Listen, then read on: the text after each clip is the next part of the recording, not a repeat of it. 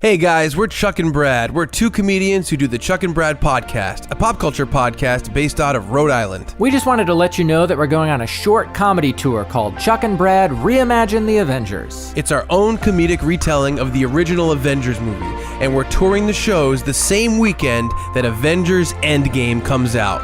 So come get a refresher and a new spin on the original Avengers movie before you go see Endgame. Thursday, April 25th, we'll be in Hartford, Connecticut at the CT Comedy Theater with BJ Quagan, Andrew Morgan, and Stosh Makita. Saturday, April 27th, we'll be in New York City at the Pit Loft with Impractical Jokers tour opener Jiggy, Impractical Jokers writer Casey Jost, and UCB veteran Lisa Kleinman. Sunday, April 28th, we'll be at Laugh Boston with John Tilson, Logan O'Brien, Tyler Swain, and Dan Hall. All event info and tickets at chuckandbradpodcast.com. Every night we'll have the comics open up the show and we'll close with our live retelling of the Avengers. And for a tiny bit of background, we've done the podcast for 10 years. We've had on great guests like Jeff Tremaine, the director of the Jackass movies, the bands Bowling for Soup, Less Than Jake, Real Big Fish, Big D and the Kids Table, and many, many more. And if you're a big podcast listener, you might know me from Tell 'em Steve Dave. I work on film projects for the podcast Tell 'em Steve Dave, which is made up of Walton Bryant from AMC's Comic Book Men and Quinn from True TV's Impractical Jokers. I consistently do the film work for the Tell 'em Steve Dave Patreon. So come on out, support this very weird live comedy show, and hopefully more and more podcasts will start doing their own live alternative shows. Once again, that's Chuck and Brad Reimagine the Avengers, New York City, Hartford, and Boston. See you at the end of the month. chuckandbradpodcast.com. Hey there, this is John from Pint Comics. And I'm Lloyd, also from Pint Comics. And I'm the other John, and you get it by now. As you may know, we sometimes use language on this show that can be described as... Filthy. Okay. Reprehensible? Crude? Sure. Nasty. Oh, yeah. Come on, guys. We all know that it's just plain out gutter talk. You've been warned. Listen in.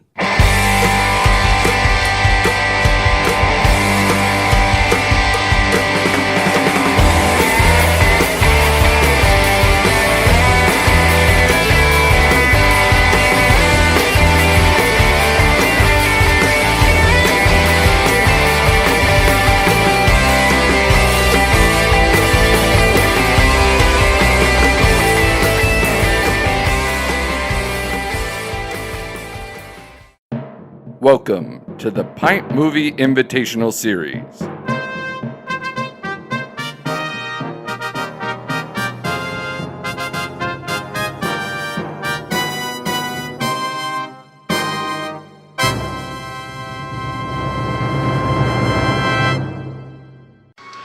You've got the body. I've got the brain.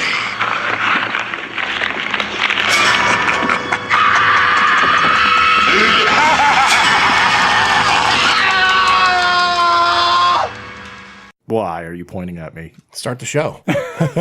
You're supposed to tell me that ahead of time. I know. I'm feeling jazzy. I'm feeling impromptu. I want to do stuff like right off the clip of the bat here. Fine. right. Welcome to Pint Comics. Hello, everybody. Welcome to a very special episode of Pint Comics. I want to say thank you to Andrew Morgan, the voice of the Pint Movie Invitational Series, who just let us in. And as we just said, it is another Pint Movie Invitational Series episode. It is, isn't it? And it's a fucking action-packed one, because not only do we have Sir John sitting across from me, I'm Johnny Ganache. That's me. The Manster's chilling out with us, but the Manster's not the subject or the invitee today. He's also along the ride. Scary Larry Dwyer. Hey. Scary Larry Dwyer. Larry. Hey, guys. You might remember Larry. for the ride. That's right. Here I am. You may remember Larry from the episode. What was it? What were you? You're Mr. Dwyer. You were. What did your principal call you?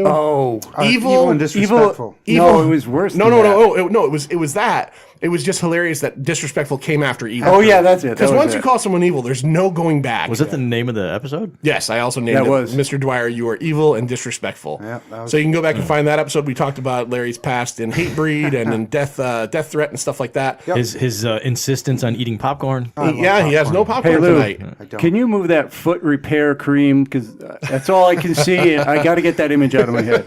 Jesus. I'd like to show you the bottle afterwards. It says podiatrist approved. It just has a picture of a guy in a lab coat. Like, people are actually buying it going, well, this guy says it's good. He's Mr. Plantar. It must be good. Yeah.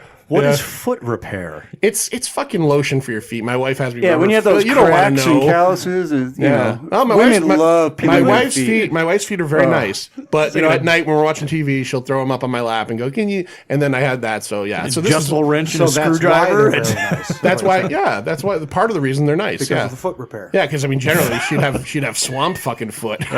One of my wife's feet just looks like a fucking catcher's mitt. Yeah. The other one's got I like hate you now. the other one's just got like a toenail that looks like a goddamn Ginsu It's blade. like a lobster claw. Looks like she's been walking in volcanic Yeah, ash. it looks for like miles. she crawled out of a fucking crawled out of a fucking lake somewhere. This is how we open up the episode about a particular movie. Yes. Okay. So the first things first, before we even get into the movie, the way we always do this is 40 minutes of blithering about nothing. we're at 2 minutes. Well, you know how it is. I know it. We can go 40. The first thing we're going to do is say we also have a couple. We have a couple have an friends audience. hanging out. We have an audience tonight. We're gonna give him a Podcast name. I audience. got a name for him right now. Oh boy. You know, because we're talking later on, not in this episode. We're talking Universal Horror later. So we got Gary, the Manster's cousin, but we're gonna call him Cousin of Manster. You just see that. Bum, bum, bum. And then our good old friend Spielberg Willie sitting back behind John, chilling out, having a cider boy and enjoying some beers.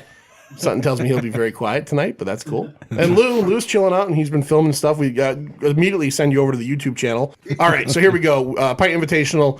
We always, first thing we do is Larry's the invitee, so he's going to tell us what the movie was. But before he tells us what the movie is, I want to lay this out there because it's important to be said. Two things. After Larry says what the movie is, if you're listening, pause this episode, go watch the movie, and then come back. You could join in on the fun. Please. But on this particular episode, because we're going to be talking about a lot of stuff that might be considered edgy, I guess you could say, or maybe controversial, or it can make us look like douches if we don't say it might this. make us look. Right. I'm going to say it right off Not the bat. And politically we're not the correct. only ones that have joked about this movie. PC. Yeah, exactly. Look, we're going to sound like a bunch of assholes. Right. are. But I want to make it clear that it's not for reasons other than for the fact that it's fun and that this movie just is so... Get over yourself. Yeah. So we are proud allies of the LGBTQ community. And so we're not making fun of it for hatred reasons. It is just the fact that it is. It's astounding. It's astoundingly. It is astounding. It's the most astoundingly gay movie of all time, possibly. Larry, what movie did you choose? I chose Freddy's Revenge, Nightmare on Elm Street Part 2. That's right. Yeah. That's right. Yeah. And boy, oh boy, this thing is just. Jesse. I don't. inside of me. All right. So the first thing we try to do on these episodes is I want to get an idea of why you picked it. Yeah. And I also want to dig into it. Was it because of that reason? Because you kind of mentioned to me at one point that you're not necessarily the biggest. You're a huge horror fan. We know that. Sure. But you're not necessarily a big fan of the Nightmare on Elm Street series. No, not really. Never have been. It's not a hatred. Definitely not a hatred. And the first one is a classic. It's just, I've never really bought Freddy. I've never loved Freddy. I don't like my slashers to have witty one-liners every 12 seconds. So it's never really appealed to me. And especially after, I mean, one is a genius movie. It really is. Wes Craven, great job. It's got the fluff stairs in it. Two, wow, we'll talk about it. And then it just gets nuts, right? 3 with the Dream Warriors. I actually like 3. Of course you do. I like 3 because I like the setup with the Dream Warriors, and it's got a docking soundtrack in But it. It does have a docking It's soundtrack. aimed at the kids that were watching it, too. Yes. So, Yes. I mean, as a high school kid at that time, I liked Dream Warriors 3 or whatever. And then Dream Master, right? Oh, they just started going off the trail. You guys are all beyond me because I stopped at one. Which is about where you want to stop, really. Yeah. Yeah. No, you want to stop after 2. Yeah, Well, yeah, obviously now. Yeah, now that I've seen 2, and I do remember actually watching 2. Yep. But I don't remember it being so homoerotic. I agree. I don't remember until it either. rewatching it just this week. So when you asked me, if I wanted to be a part of the Invitational, and you said, what film would you like? For some reason, that just, that screamed to me, God, this will be fun. Not like I use the word scream. Do you have the scream? I'll add it in. Oh, God. I'll add it in. Yeah. It's uncanny. So why don't you give us? So now that we know, and obviously, if you know Nightmare on Elm Street 1, it is Heather Langenkamp plays Nancy. She lives in 1428 Elm Street. Heather That's the little. Langenkamp. That's the actual house. And there was a pedophile murderer that the parents all killed. I think they wrote out the pedophile part, though. I don't think. Did they write that out? Yeah, I don't think. Yeah, that was Later actually on? part that of- wasn't really part of it. It was originally supposed to, but I don't think they really mentioned it. Oh, okay. Yeah, I think it's- they might have in the remake. The remake, they definitely Yeah. did. I think they implied it heavily. Yeah. but it was he definitely killed all He's these a kids. killer, yeah. He a killed child 20, killer. killed 20 kids. Yeah. The parents of the neighborhood get together and murder him. Yeah, John Saxon. And, You know, and hold on. And speaking of one, why the hell did this mother let her daughter? Oh, you got to, she wakes up from a dream and she's got, cuts in her dress. She's like, oh, go back to sleep and cut your nails next time. What the fuck? She knew what she was dreaming about. Why didn't she try to help her but sooner? the parents didn't know that Freddy was actually supernaturally coming back. She was also obviously a raging alcoholic. Yeah. No offense to anybody in this room, of course. I'm only 2 beers in. as we're pounding beers. Yeah. Okay. But yeah, she had her own problems. Yeah. So basically, the movie ends, and Nancy, the character, she vanquishes Freddy. But of course, like any good horror movie villain, he's not gone. He's not dead. He comes back. So what is the premise, the setup of Nightmare on Elm Street 2? 2 takes place, I don't even know how much later. Yeah, I think 5 it's years? 5 years. They said 5 years 5. later. Yep, Yeah. new family moves into the old Nancy house there. Jesse Walsh and the Walsh family. The Walshes. And Jesse finds her journal. Her. Well, Nancy. Sorry. Nancy's Sorry, journal. Nancy- we're already. Oh, well, you're already going there. You're already going there. Jesse finds Nancy's journal, and he's having some crazy dreams himself. He's a little sweaty. Oh, He's always sweaty. He's always sweaty. Always sweaty. and always Shirtless, bare he's shirtless chested. and sweaty. Yeah. And then he starts reading this journal and realizes kind of what's happening to him. Freddy's coming back. Freddy's coming back. But here's the first thing I want to bring up in this movie before we start talking about scenes or any of that stuff. Yep. And this was part of the reason, as I watched the Never Sleep Again documentary, I watched the bit about Elm Street 2, that Wes Craven passed on it, is because fundamentally, this movie changes all the rules from the first one. Oh, completely. The dream aspect of it doesn't exist. This is more of a possession movie. Yeah. Where Freddy is trying to take over Jesse's body. He's trying to enter the real world. He's trying to enter the real world. And there's actually you, Jesse. there's actually a really weird scene at the pretty good. end That's a where pretty good it image. was That's pretty pretty good. There's a scene at the end where he ends up in this pool party full of kids.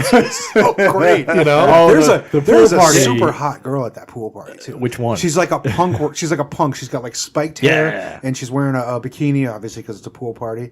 I tried to find out who she was years and years ago. I've got to be honest, I don't know if I noticed. As creepy as that is, but never happened because she's not in the credits. And I don't know if I noticed that because I think by this point the movie had been going for about an hour and 10 minutes and my testosterone had dropped so hard and my gayness levels had gone up so high that I was only waiting for scenes with Grady. To be honest with you, at that point. Had the hot dogs begin bursting yet? Oh my god. We're gonna. That's a whole section of the show All right, called. let's wait. yeah, because then you've got the dude who tries to talk Freddy down. Hey man, chill out, Yeah. bud. Oh God, that was great. That is fucking awesome, bro. Let's it's talk. okay. What is it you want? just let me know, man. We can get through this. What is it you need? And the other thing I liked about that scene too is that Freddy, like a 38-year-old housewife, expresses his rage by knocking things off tables. In the house when he confronts Lisa, he knocks stuff off of her dresser for no reason, and then when he's fucking with the kids. You're actually pretty good at this. You might want to. I don't even need the sound effects. No, I'm not messing with that thing. All right, so let's go through first a couple of the business aspects of it, and then we'll start talking about scenes and everything.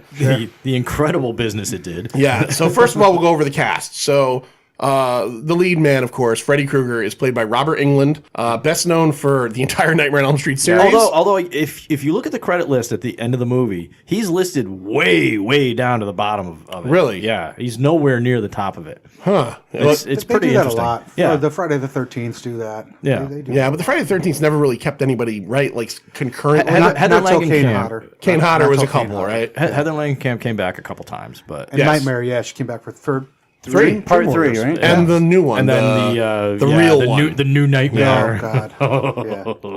So you probably know Robert Englund from Nightmare on Elm Street plus V. He was Willie Yep. in V. Yeah, remember Yep. that? And Eaten Alive, Tobey Hooper. But that's a whole other. Oh. That's a whole other Another horror? episode. Mark Patton plays Jesse Walsh, and his credits prior to this, he was in a movie with Cher called "Come Back to the Five and Dine Jimmy Dean in 1982. Which was actually a play. Okay. Yeah, and then they made a movie out of it. Which is about He plays a gay kid. plays A gay kid, yeah. Oh, okay. I didn't realize that. I yeah. kind of going through the things. In 2017, he starred in Amityville: Evil Never Dies. Yeah. So came back apparently to they had acting? he came back to acting. He was actually at CT Horror Fest last year. Connecticut Horror Fest. Yep. Okay. Was Yeah. he there? Oh, that's right. I do His, remember now. his, the I few thought- times I saw his booth, he was Yeah. swamped. So Yeah. I kind of wanted to go over good and for talk him. to him. Yeah. Yeah, he was a great guy too. That's cool. Really nice guy. Really He nice seems guy. like, and we'll get into this more with the show. He seems like he's gotten beyond because Yeah, this I think movie it took really a could have while. hurt his Yeah, career. it if really did. It did. It Yeah. did really hurt his career. All right. So Kim Myers plays Lisa Weber. She was cute. The love interest. She is very cute. And I'll tell you something funny about her. Two things.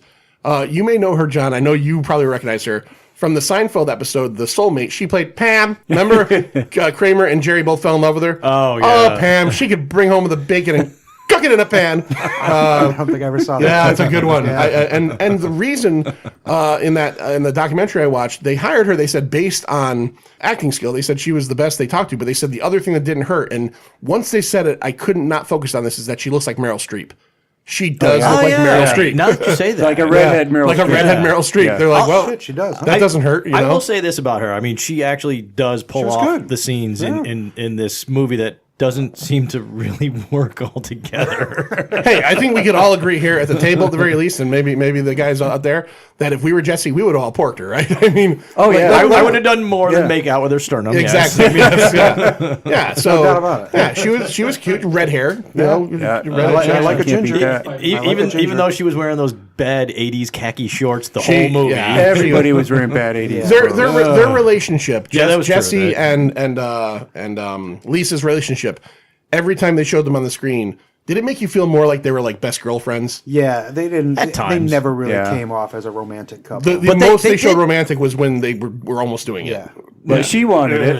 She that definitely was, wanted it. that was not romantic. No, but I mean, like every other scene felt That's like like they were Ricky just. Ricardo like slamming his face into something.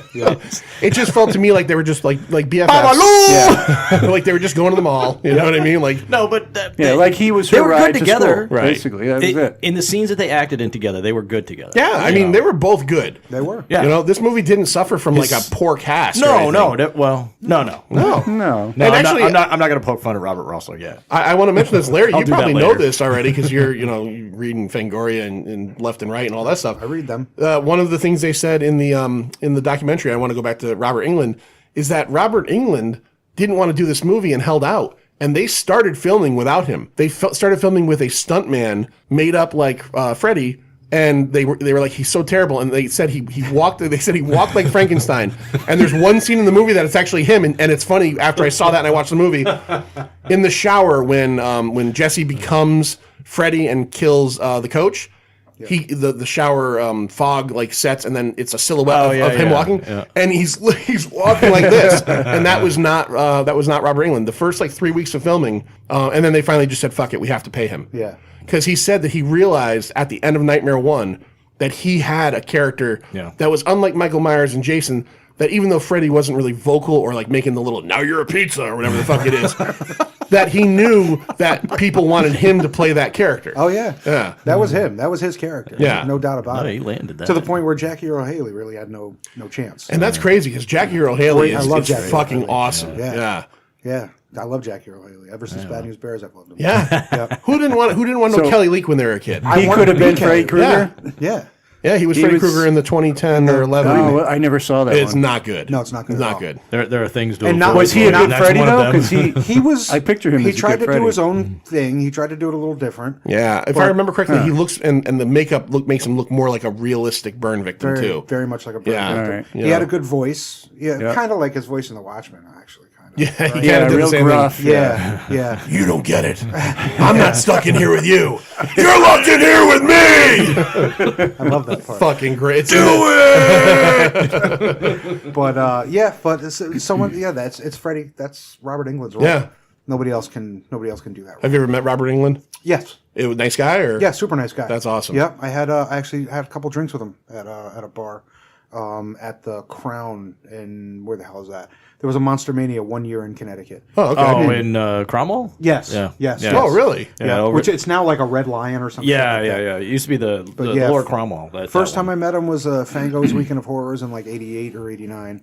And then when they came back, I met him again there and had a couple drinks with him. Yeah, Super, they super did nice guy. a couple of shows there, I guess, that turned out really well. I'm gonna have to ask you as we go down this line. Who else? I remember actually. There's one here. Tell me you met Clu Gulager. No, never, never. And now he just turned 90. Yeah, I saw right? that. You I saw that. Which is that the dad? And it's like, that's the dad. Yeah, Yeah, he's also been in from everything. He needs Return of the Living Dead. a methadone clinic. Yeah. Comedians Do in you the remember him? 70s. Yeah, he was on Return? Bert. Yeah. Yeah, Bert. Yeah. It's a good question, Bert. Yeah. Oh, James. And he's got that talk. Jesse, what's wrong with you, Jesse? Yeah. You're gonna go upstairs and finish that room. Well, let me check that thermostat. Yeah. When he's Stop putting cherry bombs on the birds.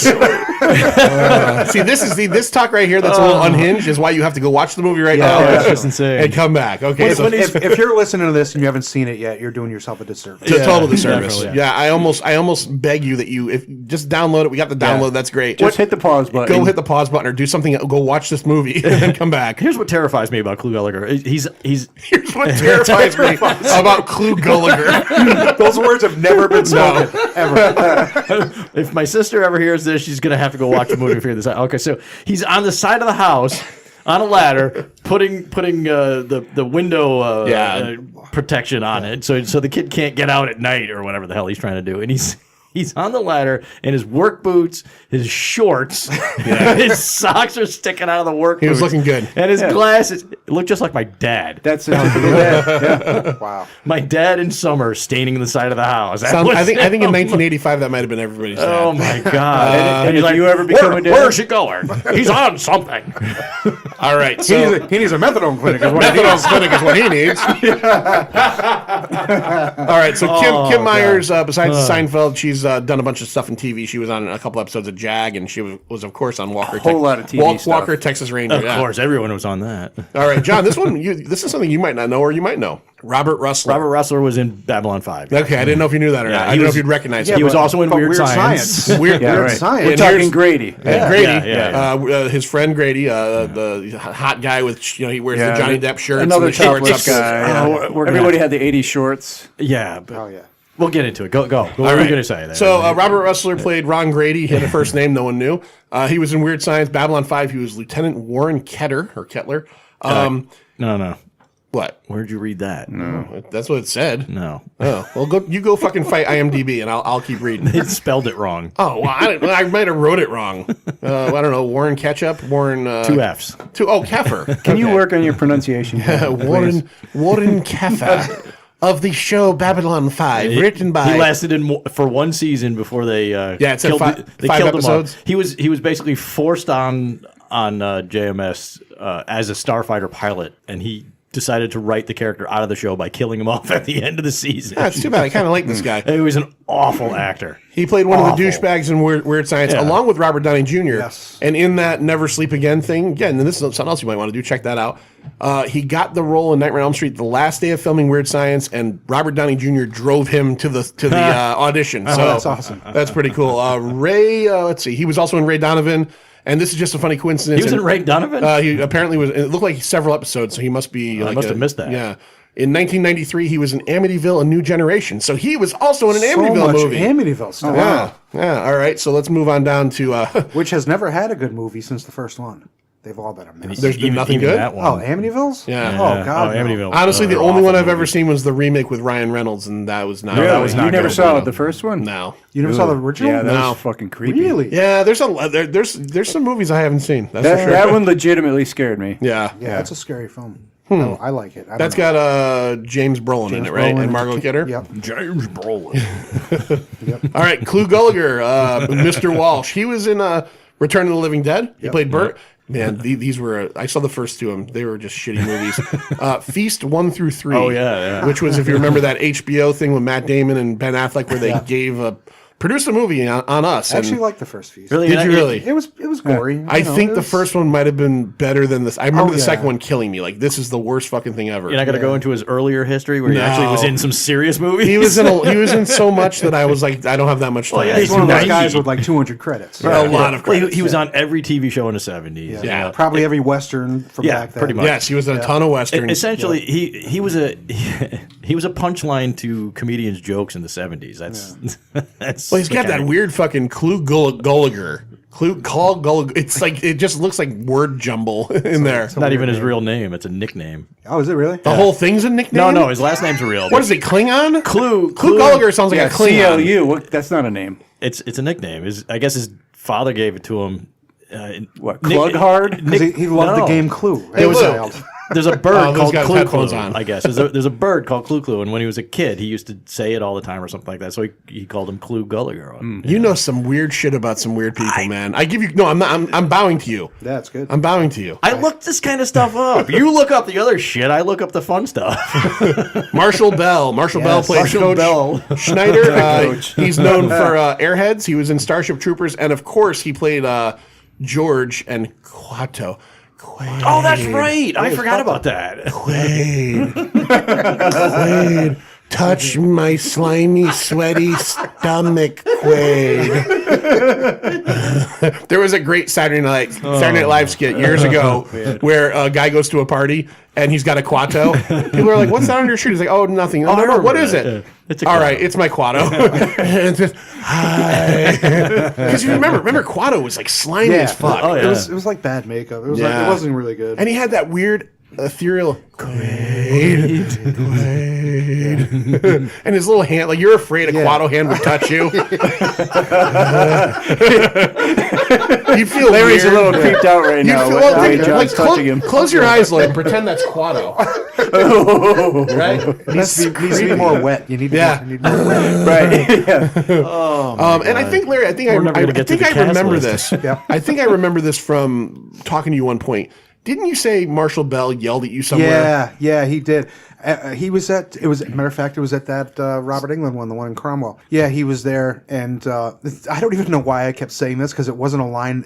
He wasn't even in the scene. But every time I walked by him, I just went, "Give the people the air Cohagen." every time, like I swear, to, by like the 15th time, he's like, "Would you shut up, kid?" I was like, "All right, sorry, see you." He does look like the kind of guy that's probably like severely no nonsense. Yeah. Oh, yeah. You know, like even in like regular life. Yeah, probably, he's got a short fuse. Yeah, he's for probably got a sure. short fuse, and then like, give the people the air Cohagen. He got his ass whipped in this movie. Come on. Yeah. All right. My friend Literally. Frankie, who I was there with, was just like, "Why do you keep saying that to him? He's not even in that scene." I'm like, "I don't know. It's the only thing in my head every time I see him. Give the people the air Cohagen." All right. Robert Shea, who is the bigwig at New Line Cinemas, I guess tries to get himself into every one of these movies somehow, and the director ended up giving him a role. He plays the bartender in the gay bar. Geez. Mustache? No, he's got like greasy long hair, and he's wearing like a leather vest, and he's got like Rob Halford fucking like armbands, gauntlets, yeah. Yeah, so that's apparently the producer. apparently this is a movie put out when kids that were 18 could get into the bars. yeah. So I don't think so. That was just weird. I mean, I was from that time period, and I couldn't get into a bar at 18. It was 21. well, in this state, Oh, true. Yeah. see, you Yeah, got what to state think was about that? that. They don't say Springwood. Ohio. Ohio. Yeah, Springwood. Is it Ohio? Oh yeah. Oh, okay. All right. I don't know. There's about always Ohio. Always Springwood, Ohio. Okay, so that is that's basically the as far as They have the cast drive-through. list. They have drive-through liquor stores in Ohio. So Sweet. Let's Jesus go. Christ. Well, there's the place to be. This movie was made on a $3 million budget. It made $29 million back, so it was a huge hit for them. The Nightmare on Elm Street was the first movie that New Line actually made a sequel to. They saw what the first one did. The first one was such a success, and the this movie was like super fast tracked. The first Nightmare on Elm Street movie came out November 14th, 1984. This one came out November 1st, 85. Oh, so shit. not Wow. even They a do year not later. waste time. Not even a year later, they filmed this movie. hey, Clue Gulliger, you How need new a job? was New Line Yeah. when the number one came out? I'm sorry, say that again. How new was New Line? It had been around for a few years, but they were few like years? the way they described still it was an they indie. weren't necessarily making their own. Like Nightmare on Elm Street was their own movie. They were distributing other people's movies, so this was like their first hit. All right. And it's true because like don't they call New Line like the house that Freddy built? Yep. Yeah. Yeah. And Larry, did you you've been a fan your whole life? You've been going to see these horror movies. Did you see it in the theaters? No. You did not. The second one? Yeah. No, I did not. No. Did you see the first one in I theaters? actually did not see the first one in theaters either. Yeah, which is weird because that was around the time I was going to the drive-in every weekend and stuff with my parents, and never. Never. No, as a matter of fact, now that I think about it, I don't think I've ever seen A Nightmare on Elm Street in the theater. Wow. Yeah. Oh. Yeah. Wow. So again, it's not a hatred, everybody. It's not. It's just it's kind of like a whatever. Like, I just think I don't think they'd find it hard to believe, but if they were like us and they get to know you a little bit better, and you're here and you got like the Phantasm Ball and Michael Myers tattooed on your forearm, and then the sphere, sorry, and you got the Creep Show. I mean, you got Creep Show on your arm. Yeah. And I'm not saying anything bad about Creep Show, but I'm saying like a basket case too. Wow. Right. Wow. So you're even going further down the line. Oh yeah. Yeah, but we got to make you watch Basket Case. It's never been. I'll watch that. It's just never been a favorite. I really have never been able to put my finger on it because every time I say, "Well, I don't like the silly one-liners," everybody comes back with, "Well, he didn't have the silly one-liners in the first one." Yeah, in the second one either, really. I'm like, yeah, it's a good point, but it just never was my. You're the brawn, and I'm the brains. He had one-liners in the first movie. Just they weren't silly. They were more. Yeah. They were different. Yeah, I'm gonna fuck your ass up. I mean, stuff like that. He had like the "I'm your boyfriend now" Nancy. Those were his one-liners. Whereas years later they just became. Now you're a pizza or whatever. Welcome to prime time, bitch. Yeah. All right. Yeah. Okay. All right. I know he doesn't actually say the pizza line. I keep saying, but I know in one of the movies he turns a kid into a pizza. He does. There is like pizza. the little pepperonis are all the kid's face, and he's like, that was. I'm gonna have a snack now, bitch. Yeah. Oh god. It actually sounds like Scary Terry. Yeah. So fucking stupid. So fucking stupid. Yeah, there's a great character on Rick and Morty. You watch Rick and Morty? No. Rick and Morty has a great character called Scary Terry, who's totally based on Freddy Krueger. Yeah. And the only thing with him is he has the same. He talks like that. His like one-liners. Everything ends in bitch. He has no vocabulary. No vocabulary. He just says, "Oh, I'm coming after you now, bitch." His whole family looks like him. Their burn scars, and their chins are a couple of balls. He goes home after a long day of terrorizing people to his family, and he has dinner with them and everything. Yeah. It's quite funny. Yeah, we'll get to that on the Rick and Morty episode. Oh, bitch. All right, so we got that business part out of the way. We're going to talk about a little bit about box office that happened the weekend that came out. We'll get to that. I can imagine. But let's start digging into what this movie, the gayness of this movie. Let's right? finger this movie. Let's put our fingers inside of this and take its temperature. Did you say Luganus? Yeah. Nice. Oh, very nice. I love that. So I An think, Olympic swimming reference. We're gonna get hate mail. Lloyd, what did you say before?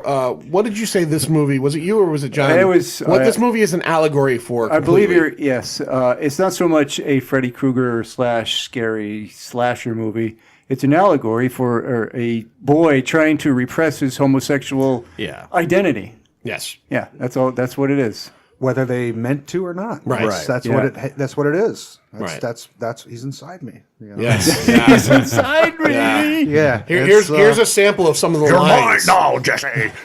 Here are some of the lines that really ring with a Keep these in mind, Brian. Yeah. These lines are all said in the movie, okay?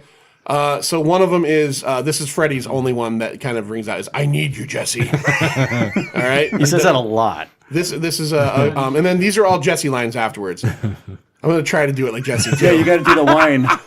Something is inside of me. All right, that's one.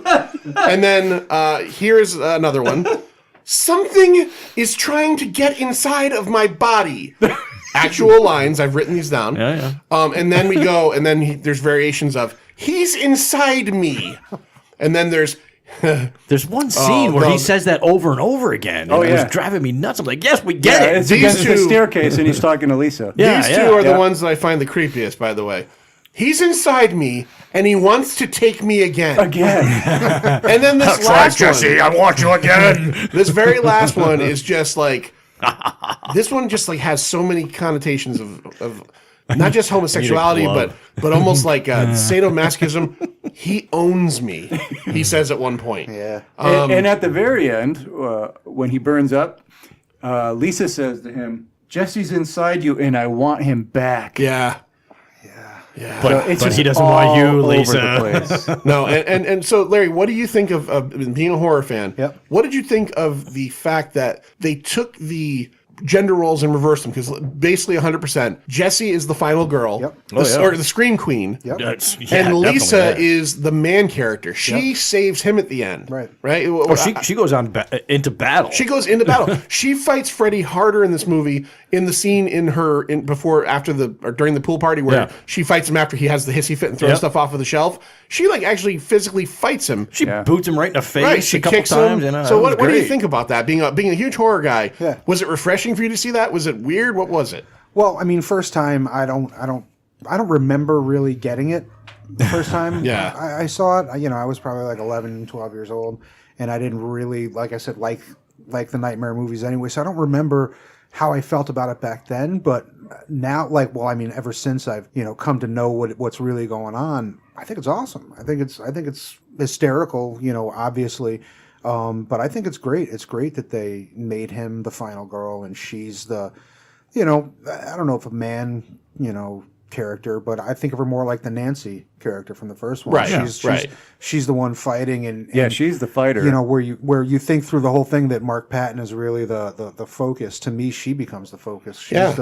She's the main character. She's the one who's going to go up against Freddy. He's just a vehicle for him to enter the world, and he certainly is not fighting back. No. No. Yeah, I don't know, man. I dig it. He fought it's fun. back. Kinda. Not He really. screams back. He screams. He took a couple of showers. He wrestled with his did. best friend. Yeah, his no best, less than fought two back male then. his showers. best frenemy, I should say, because that was the weirdest relationship in any movie I've ever seen. Yeah, like it started out, and you're like, oh god, these two are like fucking Daniel and Johnny from Right. Karate Kid. Like these two hate each other, and Right. then you're like, oh, hold on, what? They're friends? Like, like after they have this fight on the field, like they're just do doing planks push-ups on and the talking field, and that's it. bullshitting together. Hey guys, hey, how are you? What are you doing today? slapping each other in the shoulder. And he's still not nice to Jesse. No, like, no, through not the at whole all. thing. Eventually, somehow they do become friends. Yeah. But here's some of the things I noticed. Let's talk about Jesse and Grady's relationship. Grady. So their relationship begins on the baseball field, where when Grady gets up to bat, he shakes his ass. Like He wiggles it. in his 80s shorts, he shakes his ass. Yeah. Does he? I can't remember. Does he hit a ball that hits Jesse in the head, or? No, that's the next guy. Okay, He gets on base. So they end up getting into a fight, and the fight starts by Grady pulling Jesse's pants down. Yeah, because So he gets immediately- hit with the ball, and he's pissed that he's laughing or something. Right. And he runs over and just takes the pants down. Now you grew up in Bridgeport. Yeah, Bridgeport's a lot rough. of fights. Bridgeport I had is a rough lot and of tumble. fights. Yes. How many of your fight? Now let's give it a number. Let's give it a number. I know where you're going. Let's give it a number for podcast sake. Sure. You have been, as a kid in the Bridgeport school system, 20 fights. Probably closer to 100. Okay, but I'm just going to use a number. So we'll even say 100. Okay, Yeah. 100 fights you've gotten into. Yeah. What's the percentage where it started with someone pulling your pants down, and or All the way- you pulling theirs pants down? A few ended that way. Just And like, that's bound to happen. Yeah. But none of them actually started with a pants down. Okay. no, none of them. How about a series of wrestling maneuvers with the pants still down? Yeah, that was awkward. No, yeah, that didn't. You would normally pull them up if the pants happened to come down during You the would fight. think that would happen. Yeah. Let's pull the pants Yeah. up and then continue to fight. But no, we're gonna wrestle on the ground. Yeah. So Jesse and Grady start off in an adversarial way.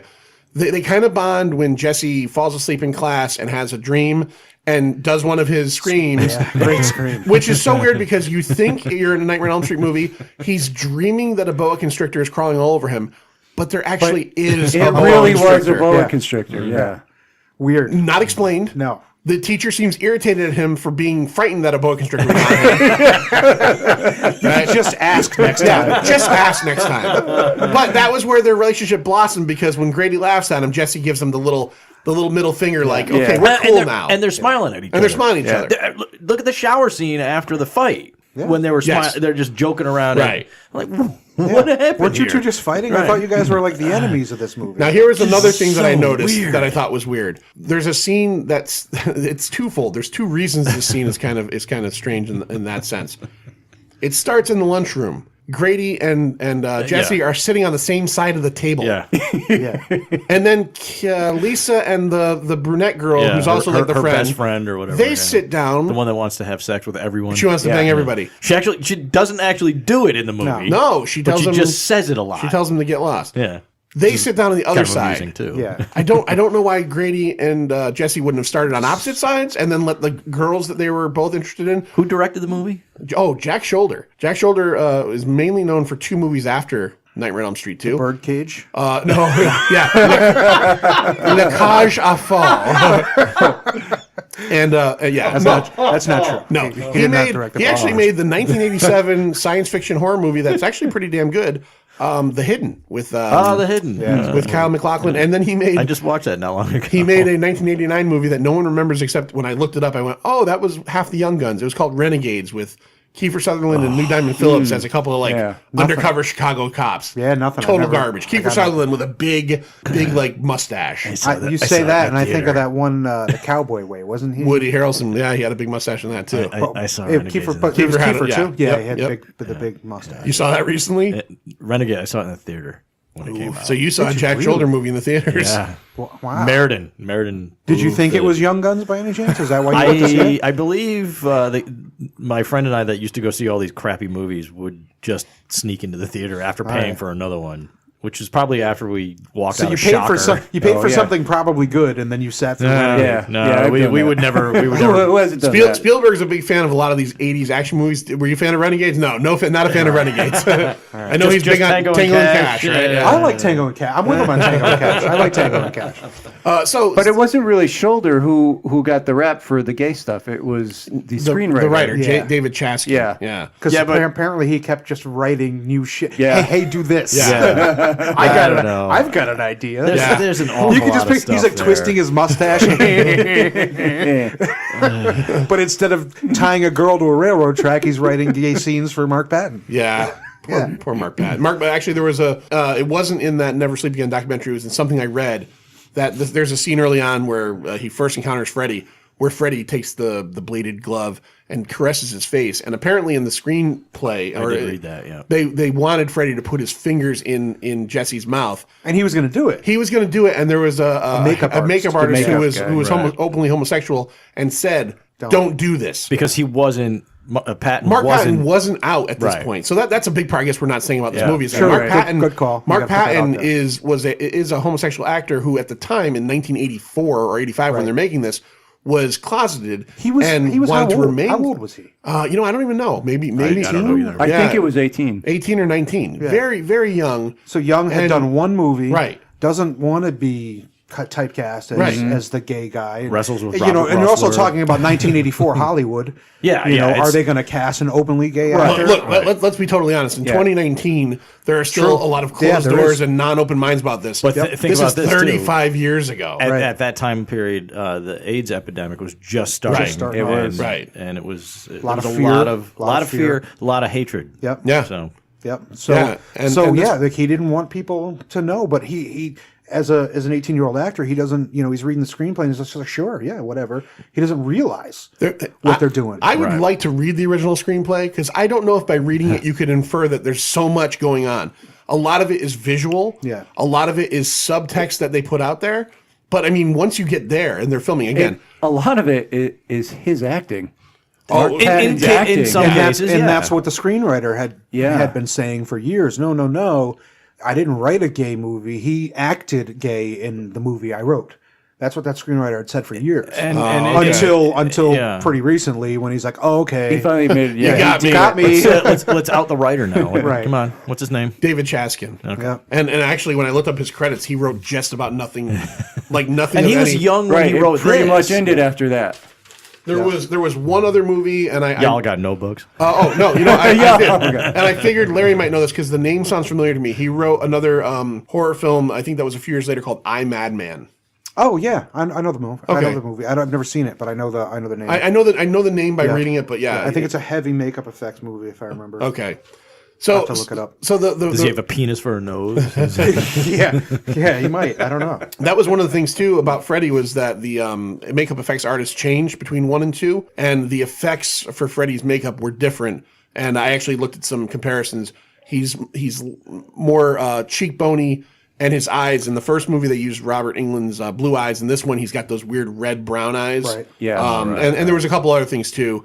But supposedly it was more practical like Robert Englund had an easier time talking through this makeup, right? Because it was done in pieces rather than, I guess the first one was a full head mask, whereas this was done in pieces so he could actually move his mouth and articulate better. So the other part I wanted to mention real quick about that, you got that down. Yeah, he does that. Yeah. The other part about the lunchroom scene I wanted to mention, besides the fact that they start off sitting on the same side of the bench, which I don't even do with my fucking wife. By the way, how about the hissy fit? Is the hissy fit? Is so I don't remember what Jesse says something to Grady. And Grady's got like 6 sandwiches in his mouth, and he's drinking 4 milks at the same time. And then he gets mad and crushes his stuff, gets up and leaves. And if you pay attention to that scene, even though Lisa's there, Jesse's mood becomes so sullen and somber that Grady's gone. That Lisa could flash her tits and he would not have cared at all. I don't think he would have cared anyway. Yeah, probably not. I would have cared. Yeah, we all would have cared. We all agreed that we would have banged her, and that he just. We'll get to that scene. So, actually, we're talking about the weirdness with Grady and with Jesse. So the next thing that we get to is during the pool party. Okay, so Lisa has a pool party at her house that Freddy shows up at. And before you get into the details of it, awful lot. What's that? We're the pool party. Lisa and her friend are talking about the pool party that she's going to throw at some point, and her friend says to her, "Is your father going to come out and cook and run the music again?" Yeah. And she's like, "Oh no, he's not." And then we get to the pool party, and that's what happens. Yeah, and they are there. So and you know what's crazy about the pool party with that so is that the father, that mother wanted him, and I'll be honest, I would have been right there. Oh yeah, well he did. He's more. Well, he agreed to it. Even when they're in the bedroom, he's like drinking his scotch. Well, and he's worried about what's going on. She's all about it. Yeah. She's like 46 and ready to do it. Like, come on, bang me, buddy. Yeah, and he's just sitting there like, oh, I'm gonna. What are those kids doing down there? Sit here with my tumbler of scotch, and I want to hear my Benny Goodman. Did you hear that? What was that? Get some, George. I love as soon as they go up and the lights go off, the kids just go nuts. Wagon comes out full of beer. Yeah. Like, who had a wagon full of beer? Which has a good part later as well. goes right from Sinatra to fucking some loud, Oingo, obnoxious oingo, punk rock. boingo. Yeah. And the bikinis come out. Oh, yeah. God, that was yeah. great. There was a good 80s ass in there. Oh yeah, no, there was. Yeah. There was certainly some. Jesse's was something else. Jesse, well, so Jesse goes to the party. He doesn't want to be at the party because he's been having all these issues with Freddy, and he goes to the cabana or the pool, whatever you call that cabana, I guess. Cabana, to change. I don't know why he was going to change. I don't because he was he changing or just masturbating? Yeah, I don't know what he wasn't masturbating, but so he goes in there. He goes in there to like put his shoes on maybe, and then Lisa comes in. And she's like, it's downtown Pound Town, right? And Jesse gets, they start going on it, and Jesse gets on top, and things are going pretty good. And again, she wants it, she totally wants it. He's on top, and he's licking her sternum, as you should. How do you not know? How do you know that's not her erogenous zone? That might have been. It seemed to be. I love sternum licking. So Jesse. he's licking her right here in her sweaty sternum. You got to start there and then move over. And then he gets the Freddy tongue. Freddy, who is just slowly taking over his body. A big snake comes out of his mouth. Lets out a big snake or turd. Jesse. Yeah. And Jesse freaks out. And what does any guy who... But she would absolutely love that if he just used it right. If he used it correctly. It's usable. So what does any guy in his right mind with a boner and a head full of fear do? I don't know. He runs to Grady's house. He jumps right on him in Goes bed. right into Grady's bed. And actually Grady climbs through his window. Climbs through his window. And He does jump into the bed, doesn't he? He does. And Right on him. I forgot that. Do you remember, Larry? Do you remember the Face to actual face. line that Grady says? And No. it speaks the audience's... because he says, I need to be here, Grady. I need to be here, and he's telling him about Lisa, and he goes, "You left her and came here to be with me." Yeah. Like he says that. Even Grady's like, "Shit." And Larry, I'm going to ask you for bonus points. Yeah. When Grady does get killed, so Freddy does take over Jesse's body, kills Grady. Yeah. The father. Yeah. Whose father was he in another movie? I'm not going to ask you the actor. I don't know. Oh, wow. Oh man. Did you recognize him? I don't know. I don't remember. John? What do you got? That's a hard call. I mean, I thought you just said you knew. No, I know who the actor is. Oh, I don't know the actor. He's been in everything. Ferris Bueller's dad. Oh shit! Oh, it really? is, isn't Ferris it? Bueller's Oh, no dad. kidding. It is. You're Grady, right. open the... I love the fact that he's acting like Grady doesn't want to get out of the room. Grady Well, is... he's screaming from Grady one side. is- Yeah. I'm going to get away from the mic. Open this damn door, banging mister. on the door. Yeah. He's going, Dad! And then Grady's father's going, open the door, damn it! And he's like, Dad! And he's, I'm your father! Oh, God. Yeah, Make yourself some hot soup and then wrap a hot towel around your head. Wrap a hot towel around my head. That's the guy. I honestly forget the guy's name, but he's got this real big pompadour. He's in Planes, Trains, and Automobiles as Steve Martin's co-worker. Right, yeah. He's in everything. He's got like little bit parts in all these movies and all these TV shows. All right, so I want to talk about that scene real quick where the effects-wise, I thought that was a pretty good effect when Freddy busts out of that was cool. The knives come out of the fingertips. Yeah, the knives come out of the fingertips. Yeah. And he's still screaming. He's still screaming. You know, obviously the animatronic of the head is it's 1985. Sure, but it still looks good. But the scene where he actually cuts himself open with the fingers and then he kind of sheds him. And you see that. you kind of see a little bit of entrail come down. That was pretty good. That was pretty good. I enjoyed it. It was fun. That's the really, you know, where effects really started being, you know, forefront in horror films. Right. You know, late 70s, early 80s it really started. Yeah. So you see some great practical effects back then. I miss You watch a practical lot of effects, those. man. Yeah. But then a minute later, it's refreshing when you see them in a film these days. Yeah, and you don't see him a lot. No. and a minute later, Jesse's back to whole. Completely whole. It's because I'm in you, Jesse. Again, Grady fixed And it. it breaks the rules of as we mentioned And earlier, poor Grady's like all rules. sliced up. And, Lisa probably fixed him, I would say. She sewed them back together. She's fucking champion, man. She takes care of shit. I mean, raise your hand or at least say yes. Do you think by any chance now? Again, we get that weird, and I'm just skipping to the end for this part, but we get the weird Elm Street ending where it's a happy ending, but it turns out to be maybe a dream. Yeah. Does anybody here believe that Jesse and Lisa are going to end up together? Never. No, Not no a way. fucking chance. No, Jesse is within a year going to realize what's going on, Right. and you know what? Maybe he'll find someone. You know, and I wish him love. But I figured Lisa and her girlfriend would end up together because they were awful chummy too. So not as chummy as no, Jesse and definitely Grady. not, definitely not. Jesse and Grady had a friendship that I've never had with a guy. They were not wrestling with their You pants only down. dreamed about. Yeah. And how many shower scenes together did they have? I mean, Yeah. it was just it was a bit much. All right, so Should we talk about Marshall Bell's I was death scene? just going to say we Well- should probably talk about Marshall Bell. here's what I wanted to do. I wanted to go through an some of the amusing death scene. I mean, want to go through the Amusing. death scene, and then I want to go through kind of like some of the stuff that we can just call out as we watched it as, like I said, I have it listed here as just gay stuff, like noticeably gay stuff. So noticeably. How much more? like no, but I'm saying like they planted it. They had to have been planted. There's stuff in there that had to have been planted. So Marshall Bell, Yeah. right. So Larry, why don't you walk us through the entire how it leads up to his death, where Jesse finds him, which is very bizarre for I guess most small town, bizarre. Yeah. most small town gym wakes teachers. up from a dream and Again, I'm leaning very heavily on memory, but I do remember Marshall Bell. You're first introduced to him after Jesse and Grady have the fight, and you know Marshall's no, I need 1,000,000 push-ups in the ring. Yeah, you yeah. know, just hurry up and Not get even them done. push-ups, they planks. They're Yeah, they have to stay in Yeah. position. every time they did Yeah. something wrong, back to the Yeah. blanks. Yep. But wasn't he was like in his office polishing his bowling trophy or whatever the gym coach from the 80s fucking Yeah. did, you know. The only good gym coach in the 80s was the gym coach from Teen Wolf, but whatever, that's totally different. For some reason Jesse ends up at the gay club or He wakes the up gay from bar. a dream. He wakes up from a dream with the hot because jizzy candle. when I wake up from the dream all sweaty, I always make my way down to the gay bar, like Jesse does.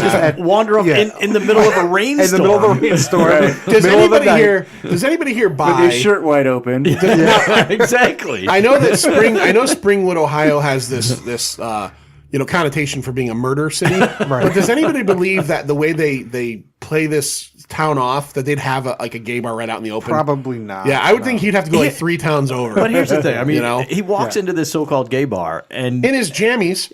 yeah, Don's bar, by the way. was it? Yeah, It was Don's place. Don's Yeah. place. Don's Don's place. place. But as I he's wrote walking that down in, too. I'm looking at him like, wow, look at all the punkers, or what a director thinks punkers look like in the 80s. Right. You know, and It I'm almost like, oh looked like- wait, Little did you know it was actually the Blue Oyster Bar Yeah, from exactly. fucking Police Academy. with Mauser and it kind of looked like the same cat. It looked like they So had the same strange. extras as Terminator scene in the Yeah, Dance Club. yeah. But there did were look like more those women, or at least men that looked like women. I'm pretty sure Yeah. there were women though.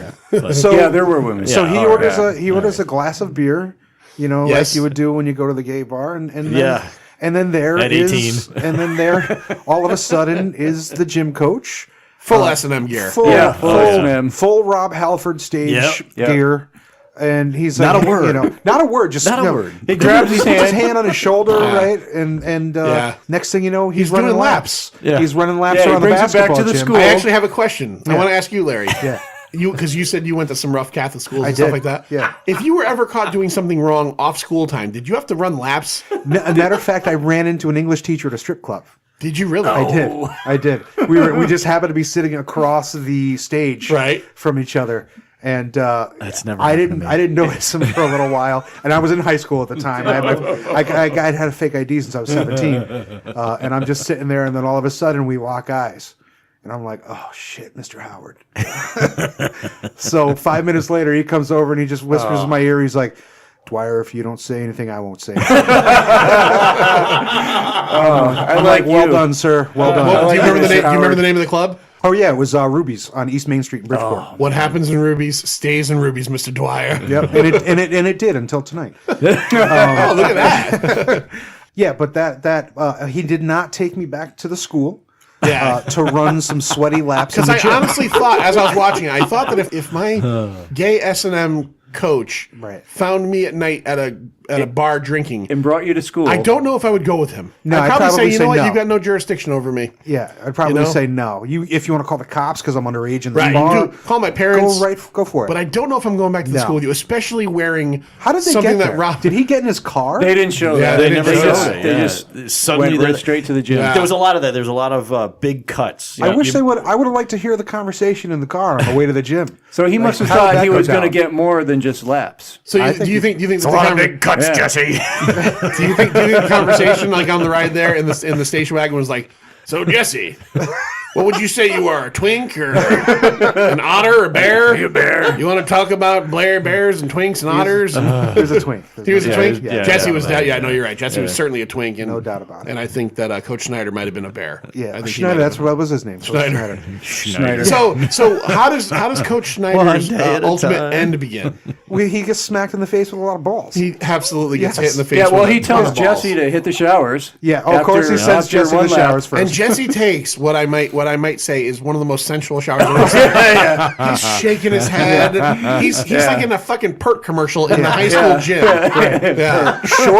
short of like terms of endearment type music Garnier playing in the fruit background teas. while Yeah. he showered.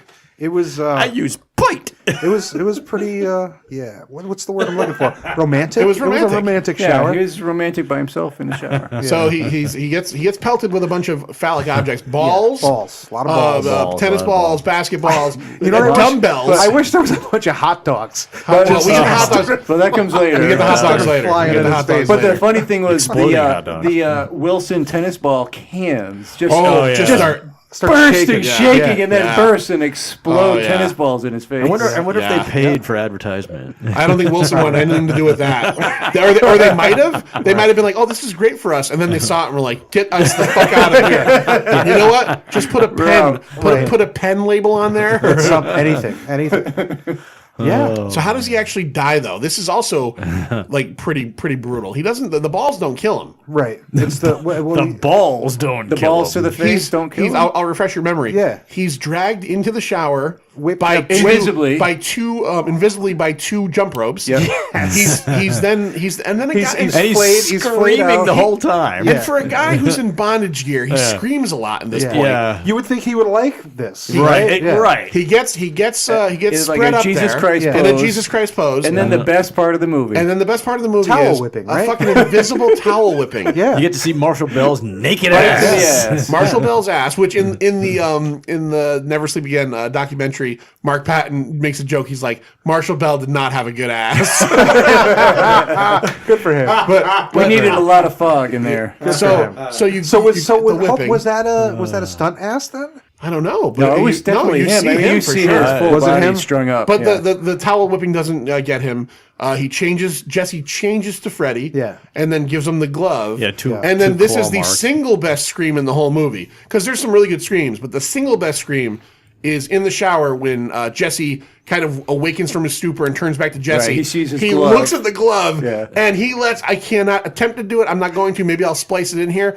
But This dude, I don't care if you want to say Janet Leigh or Jamie Lee Curtis. He's the this scream guy queen. is the scream queen, and it's just sad that he only made one movie. Yeah. Because if you put him in a line of movies and he got a little bit more popular, he would have been known as the premier scream queen.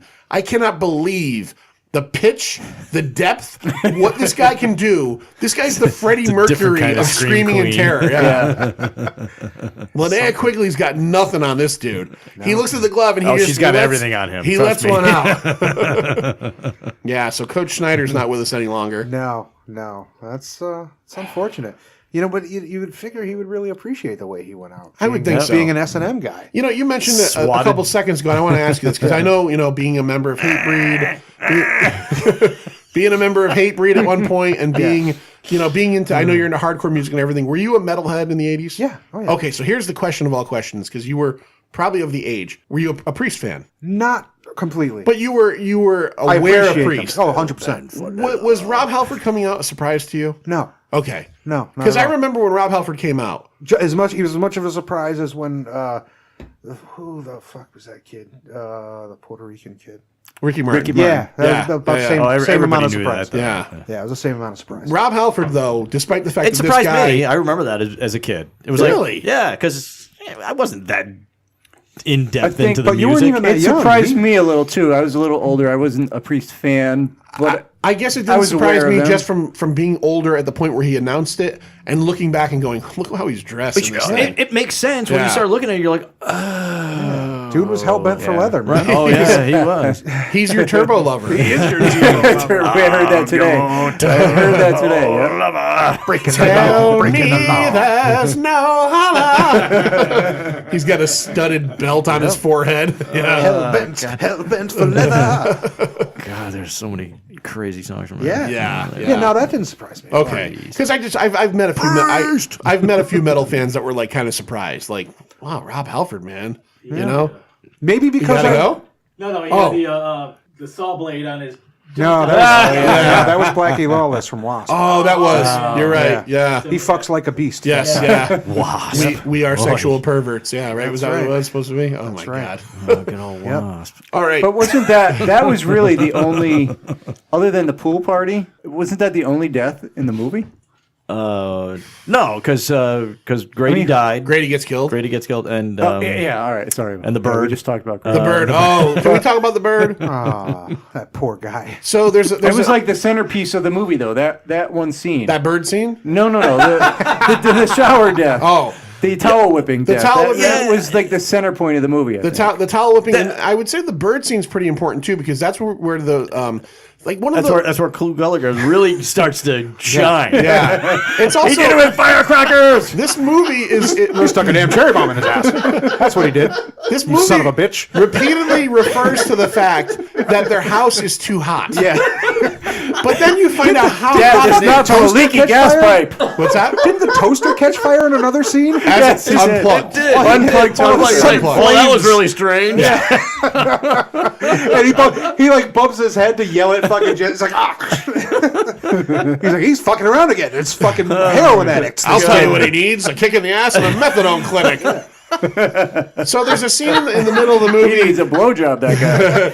Yeah, there's a scene in the middle of the movie where good lines, I tell you. they're all sitting in the father, the mother, and again, I want to go back to this. I know I've already mentioned giving it to Lisa and the mother. The mother with the Gulager was too good for him. She wasn't bad looking at all. He looks like your mailman at best. And I forget her name too. She was a well-known actress at the time too. So, Really? Yeah. And then they have the little the little sister, and they keep on focusing throughout this whole movie on how Jesse keeps waking up and how hot it is. And then At one point, the sister says, "Is he ever going to just wake up like a normal person?" Yeah, she does say that. he wakes up screaming Aren't like they a madman. downstairs are all at the kitchen table and he's screaming and they're like, "Oh, Jesse's awake Yeah, again." the little girl is eating her box of Fu Manchu. Yeah, Fu Manchu. And the father just looked at the ceiling. The father just looks at the ceiling and goes, "A fucking junkie." Yeah. No, he doesn't. He doesn't do that. But you can tell he's thinking it. Oh, he's goddamn. totally thinking He's it. thinking This was a rated R movie, wasn't it? Oh, it has to be. Oh, yeah. yeah. Because not a lot of people swore, and there really wasn't a lot of blood. When No. you look at it. I want And to there, put. I don't think, other than Marshall Bell's naked ass, you didn't No. get to see anything. Well, you got Jesse's naked ass too. Did we? In the beginning, in the fight. Oh yeah. Well, and not to mention the very first scene. Dirty naked. The first of the probably 7 scenes where Jesse wakes up in the movie. World record for seeing one character wake up in any movie. There's at least 7 scenes where Jesse wakes up in this movie. That's true. The very first scene when he screams himself awake while they're eating breakfast, he gets up and he's donging around with his package in his underwear. Oh yeah, you see at least three scenes in the tidy whities. Yeah, he's got his tidy whities and his fucking. Yeah, they're not even BVDs. Did we talk about the bedroom dance scene? No, we're getting there. We're getting there. I wanted to cover the bird scene real quick because so like I said, they're talking about how hot it is in here. You suddenly find out that it's actually 97 degrees, which nobody could survive inside of a building. No, right? And they're sitting there. The guy's reading a paper. I don't know. It's 97 degrees in here. It does seem a little warm. They have a couple of parakeets or lovebirds. One of them kills the other one. Right. Possessed by Freddy, and then they go to get the other one to calm down, and it flies around the room in the 97-degree heat, attacks the father, bites him or cuts him on the cheek, and he falls into his lazy boy. He gets a broom. He attempts to swat it out of the air, and then like it would in a 97-degree room, and it being a parakeet, it explodes into flames. Now, and he blames Jesse. Yeah. He did it with firecrackers. Now, Larry, you've got a couple kids at home. I do. You got a couple kids at home. Yeah. Let's say they're a little bit older. Let's say your kids are a little bit older in their teens. Yeah. Your parakeet gets out, flies around the room, and explodes in flames. And let's say in the worst case situation in any world possible, you think one of your kids is on drugs. Do you think possibly that your kid somehow made that animal blow up? Probably not. No. It doesn't seem like a rational. Yeah. Well, Gulager thinks totally that Mr. Walsh thinks that Jesse somehow shoved I think he says a cherry bomb up its ass. Yeah. Which I had a parakeet. Which Jesse was nowhere near that fucking bird cage. No. And not only that, but if he thinks that, there's no repercussions whatsoever. No. Like, he just destroyed our bird. And what did he do to the other bird then? If he put the cherry bomb on the exploding bird, what did he do to the other bloody bird on the bottom of the fucking cage? Yeah. Oh, he talked the other bird into killing that. He talked him into killing himself like Hannibal Lecter. Family pets' deaths in this movie mean nothing to anyone. No. The flaming toasters, goddammit. The toaster sets on fire as it's not plugged in, as will happen. Filed under gay stuff. Let's get to the entire scene where Jesse has to so they've recently moved into the house, but they're making it a point throughout the beginning of the movie. Like the first half hour. Jesse has goddammit, not unpack that his bedroom, room. goddammit. Yeah. So there's 3 boxes. And this dude's freaking the fuck out. Yeah. I love in the beginning, he brings 2 boxes down and goes, "Oh, look, 2 boxes. Yeah. Oh, you're making some progress, dickhead." Fucking junkie. What's in those boxes, black tar?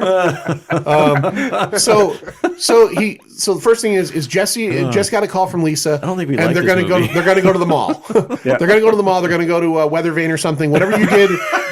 Boy, what did girlfriends do in the 80s when they went to the mall? They went to, did they call it? We went and bought Z Cavarici pants. Z Cavaricis. Nice. Oh, I guarantee they probably called it something like the Galleria. Like Lisa probably called and said, "Jesse, do you want to go to the Galleria?" And he's like, we went to Sam Goody. "Totally, where's that?" And she's like, "Right next to, what was the name of the gay bar? Paul's Place?" Don's. Right next to Don's Place. Yeah, I know the Galleria. So Jesse gets the call. He's coming downstairs. He wants to go out, and Mr. Walsh is like, calls bullshit and tells him, back up the stairs. Get back in your room. Jesse immediately kind of says, "I'm just going out for an hour or two." He says, "Back in your room." The first thing of the scene that really sets it off is that Jesse stomps up every step, like an insolent toddler, Super pissed, super pissed off. Then he gets into his room, and then there's just this fucking scene is just priceless. Larry, can you walk us through this scene? Well, he hits the music first. He starts off by being exasperated by the 3 boxes. He's just like, what am I ever gonna do? Yeah, and then he hits the music. Did you see what else was in the tape box? No, I saw a bunch of There's tapes. one thing in particular, Blade Runner.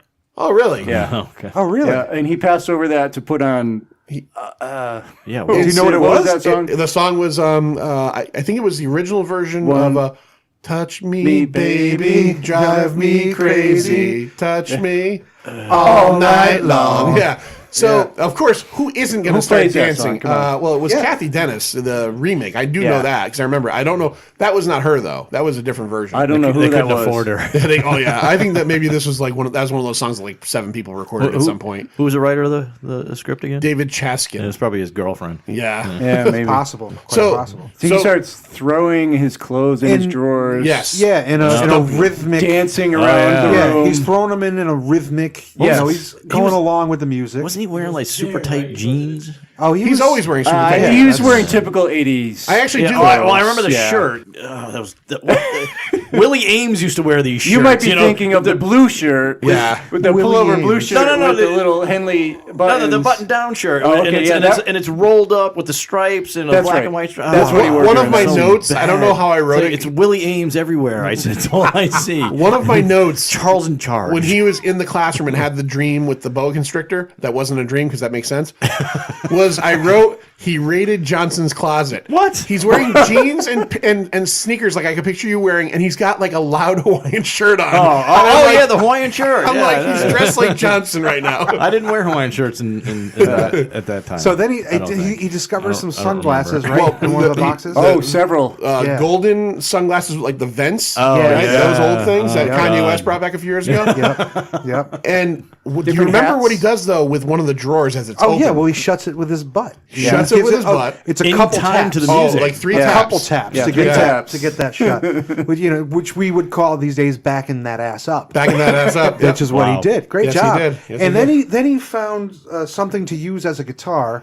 Was it Like a little pea flute? shooter Like type It's one of those. toy. It's one of those toys where The if you whistle put with a you put a marble at the top on a Yeah. string and you pop Yeah. it. Yeah. Yeah. And except instead of just playing with it innocently like that, he puts it in front of. First, he starts like blowing it. Yeah. And then he gets it down to in the downtown crotch area. downtown Pound Town. Yeah. Yeah, and he's working it. He's He's working it for when sure. it's in front of the crotch. And he jumps up on his bed. He jumps on the Yep. bed and he's doing this. He's fucking, into it. He's air fucking this Oh, yeah. thing.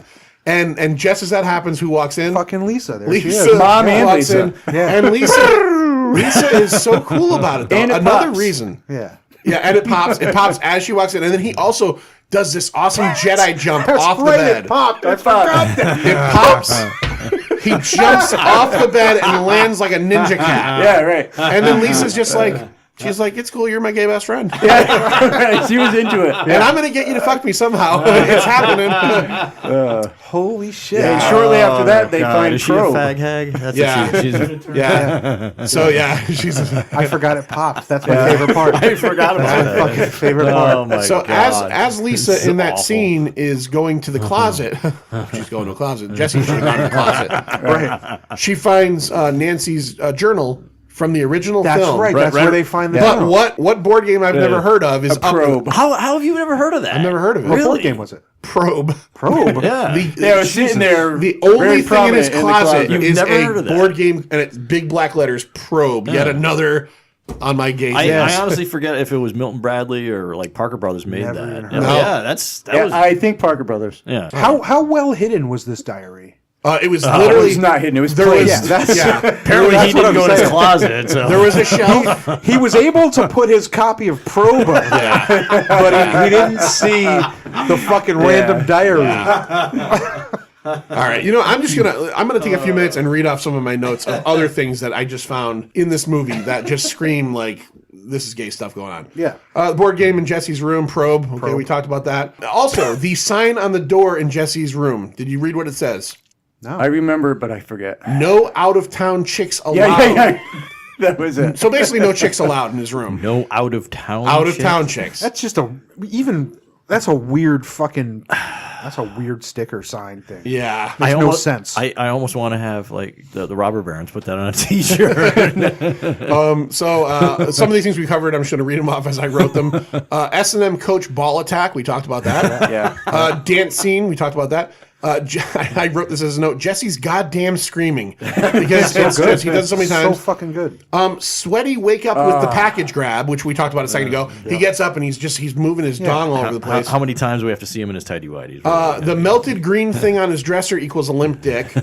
Don's place. Yeah, that scene was really ridiculous. Don's place, and then I wrote stomping up the stairs like a little bitch. Pantsed into man-on-man wrestling, which was the fight. That's just little things I noticed. Lloyd, were there things that you just picked up on that maybe like I just missed a little bit? Well, at the pool party, the hot dogs spewing, popping and spewing, and then the whole wagon full of beer cans. Yes, spewing everywhere. I wrote that as well. Hot dogs plus hot dogs exploding and beers erupting because the beers are erupting. Also with the diary, when they started reading, it got very. He was getting turned on when she's reading, and you know what I liked about that part? I like seeing him across the street, and you know that she's talking about Johnny Depp at the same time. Yeah, she's talking about Johnny Depp. Yeah, Glenn. Yeah. And he was really into that. He's reading, and he's like, and Glenn's. And he's like, wait a minute, let me read that. Glenn's 1/4 shirt shows belly button and hair.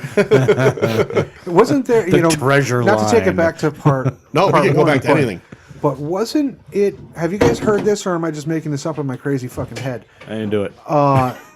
Johnny Depp actually gave his friend Jackie Earle Haley a ride to audition for Nightmare on Elm Street Part 1, who did not get the job, and Johnny Depp did. Yeah. Is that right? Yes. Yeah, I'm pretty sure that's true. Yes, I do. I'm going to go with that's. Yep. Yeah, I didn't know it was Jackie or Haley. Yeah, it was. It was someone else. Ding, ding, ding. Huh.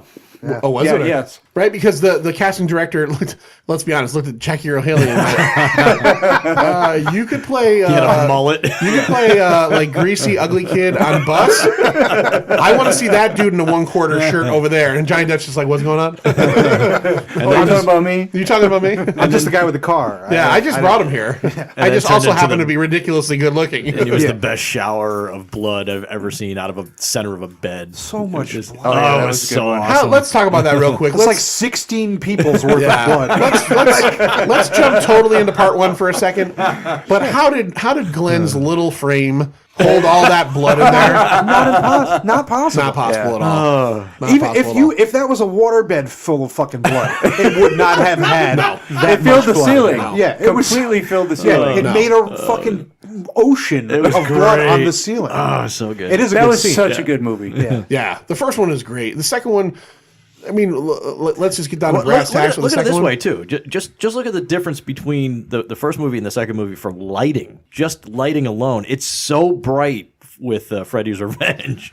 Yeah, That's the thing about Freddy's Revenge, and we probably mentioned this at the beginning of the show. I know we talked about it a little bit off air, is that the gay stuff is so front and center that in the end, this movie's not scary. No, it's not. There is. no. I'm trying to think of a scene that actually had me going like creeped out a little bit. There was almost nothing. There was some good effects. I'll tell you one. The brain scene was cool. The brain scene. You know what actually it. scared me? There was one part that scared me. Those fucking human-faced dogs. Yeah, I was gonna say. Oh, yes. I have the are the opposite weird, effect. very weird. They were weird, but when they came on, I went, "That is the worst effect I've seen in a long time." I remember seeing it when I was younger and being like, "Fuck, that sucks. I don't like that." At all." I definitely see what you're I saying. just don't And like she human kept going. faces on other shit.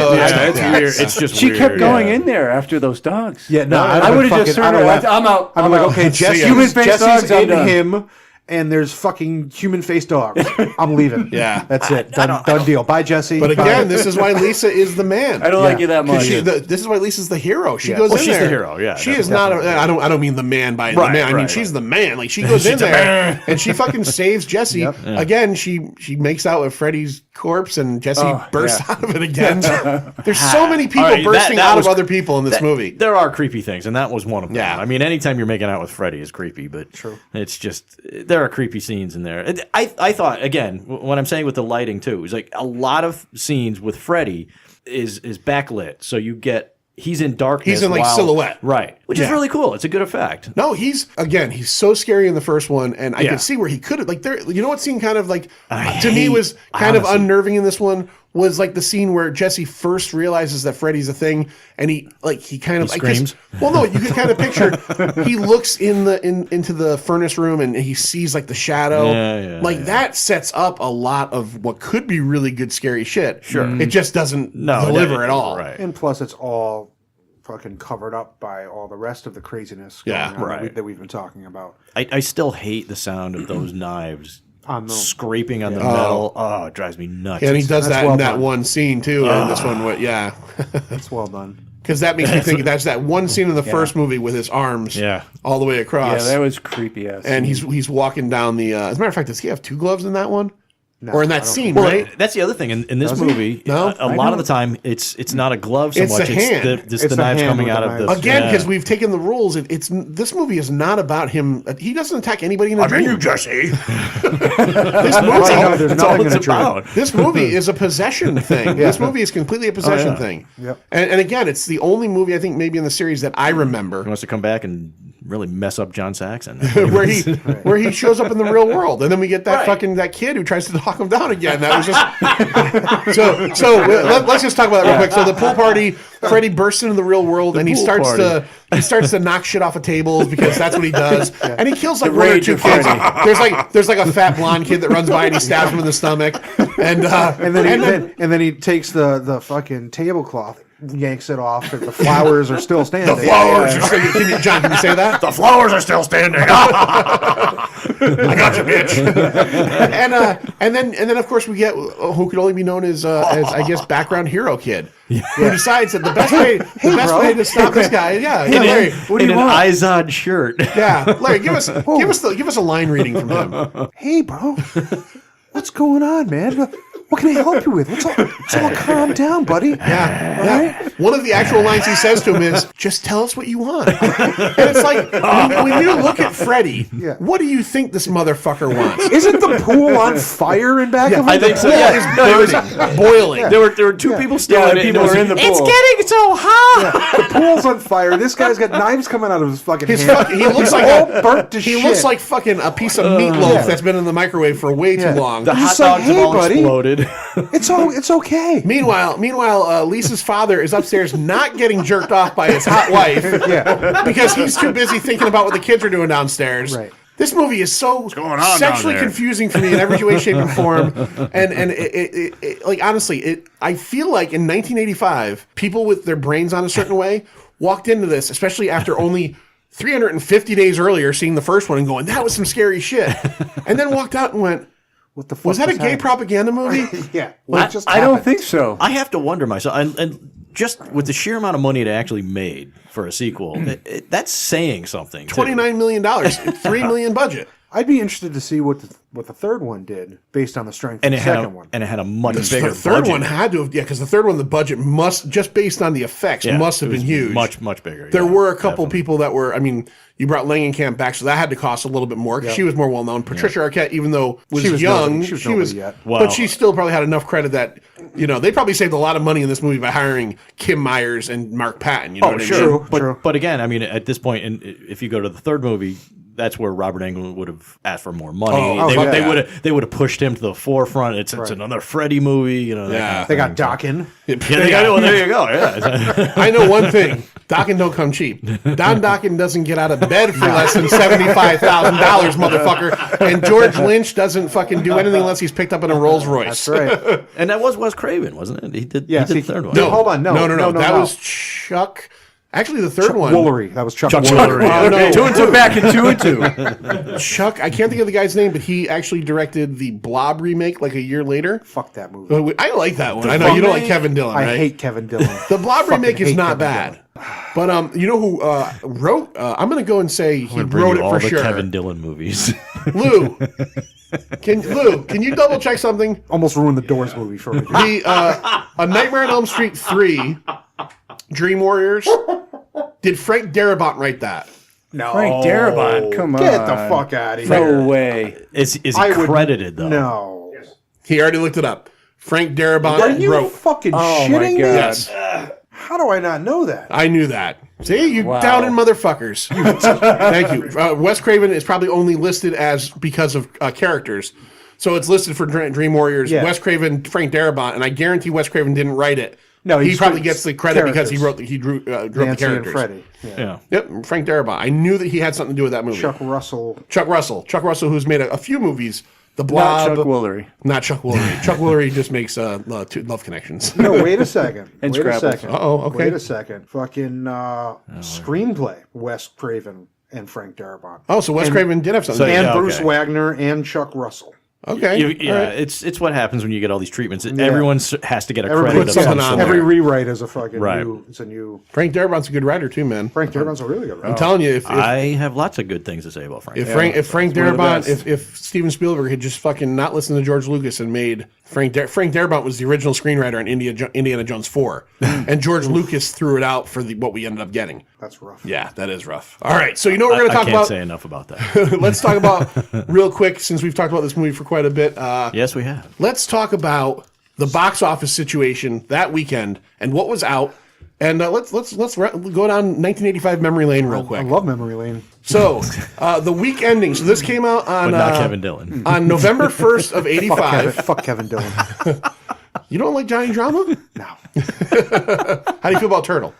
Do you know what I'm talking about? No, I don't. Entourage. Okay. Who? Fucking who? Entourage. Oh no, I've never seen it. No, It's not good. It's a It's good good. show. Yeah, it's it's a good show. Entourage doesn't get enough credit for making Aquaman a thing I think again. before it was way before yeah. Aquaman became a thing again. Yeah. In the Fucking show, Jason Momoa or something? in the show Entourage, the main character No. was a Adrian actor. Grenier? Adrian Grenier played Vincent Chase. Okay. And in Entourage, like 10 years ago, the movie that made him a star, well, like a big star, was he starred in James Cameron's Aquaman. Yeah. Oh shit. And that was the And plot it's of the show. actually For James Cameron playing James himself. Cameron's in it, and Yeah. it's wow. actually a pretty good. Entourage gets a lot of hate from people. I never saw the movie, but it gets a lot The of hate movie from was people. silly, movie but the either. show was good. The show was good. really good, and Yeah. Jeremy Piven is. If you like Oh, Jeremy he's Piven, phenomenal. I love Jeremy He's Piven. so he good. plays Ari He's- Gold. Gold. He's the So manager. smarmy. He's such a fucking And his, smarm. Oh, he's so good at that. yeah. Yes, he is. His Yeah. protege, the Asian guy, The Asian Lloyd. kid, Yeah. Lloyd. He's That's right. hilarious. That's right. And that's where the phrase I think that became big later on. It was from Entourage. Was what was it? Let's hug it out, bitch. Yeah. Let's hug it out, bitch.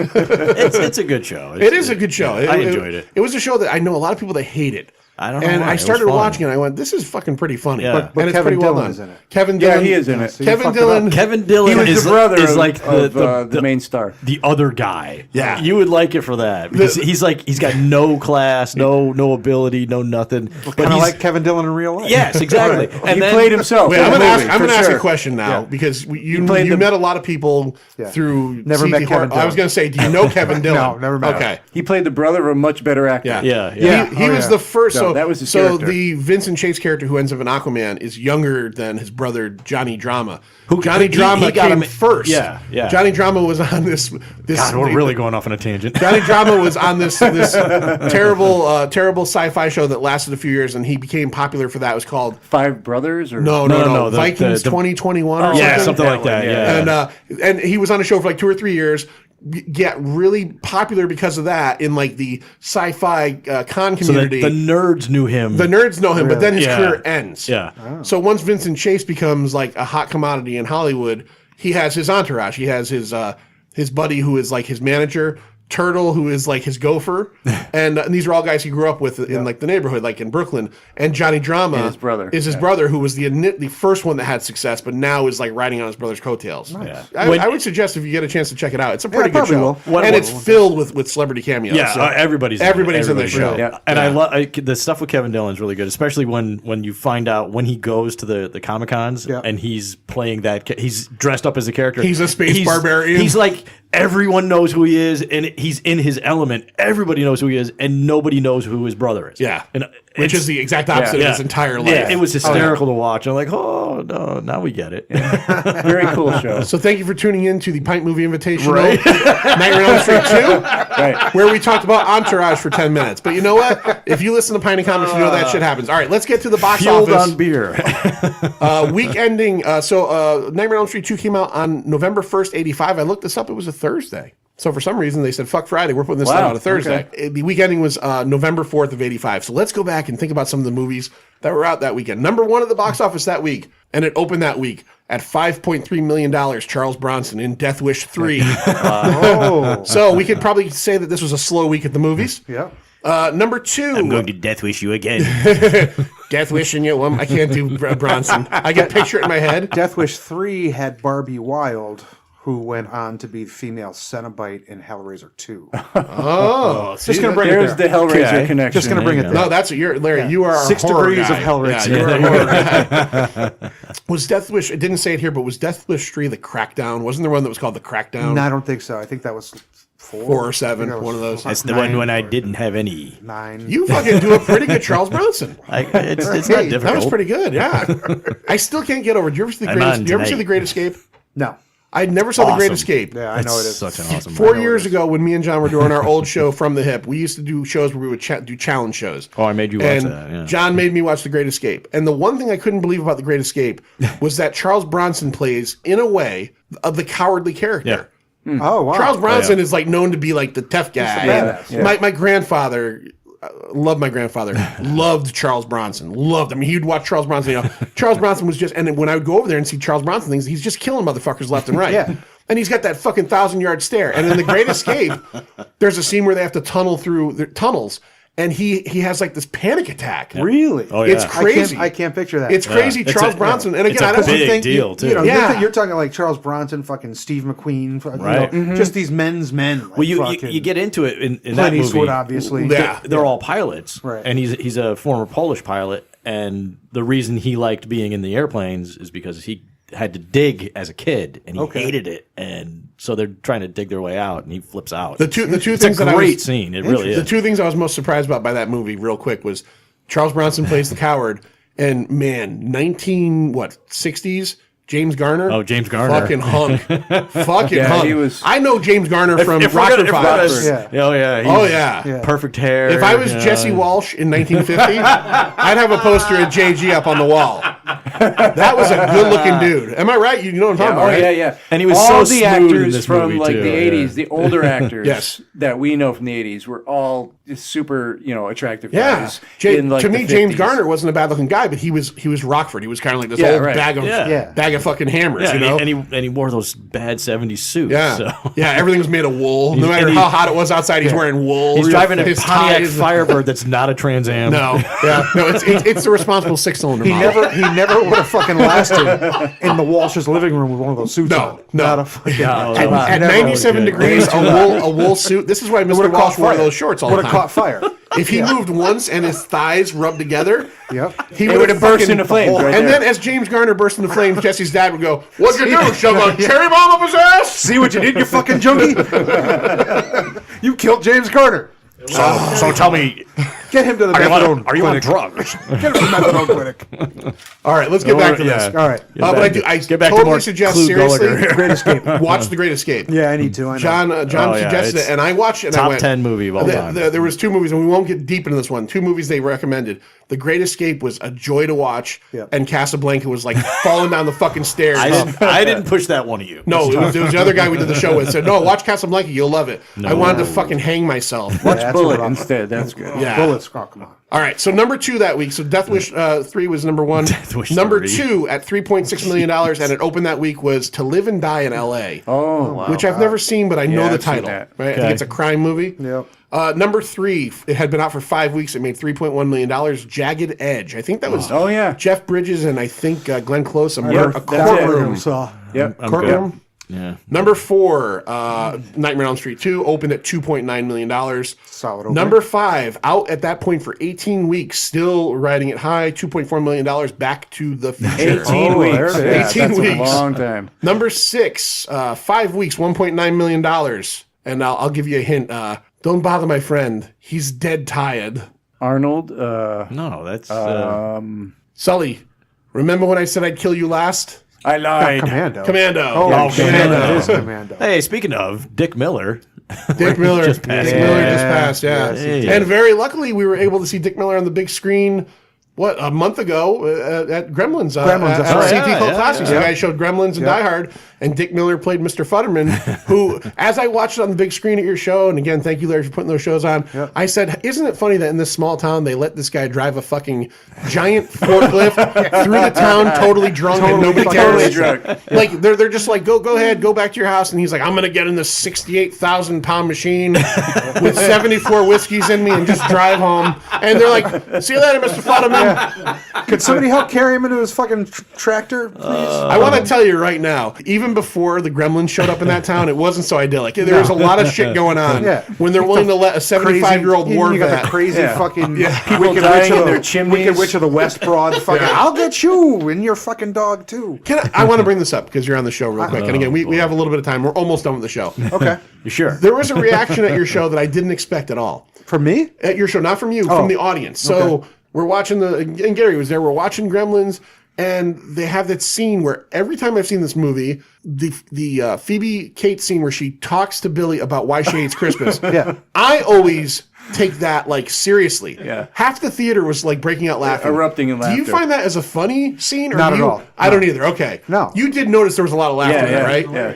Do you find that hilarious, or do you find I always found that scene somber as fuck, and like it doesn't fit into that movie, and It totally brings everything down. it brings everything down, and it's Phoebe Cates. I just want to tell her, come here, we'll talk. It's okay. But like in the theater, like a ton of people laughed, and I've been in theater several times in my life where something has happened in the theater. I'll be your Phoebe Cates, Jesse. No, he wants Zach I'll be Galligan. your Santa Claus. He wants Zach Galligan. He doesn't want Phoebe Cates.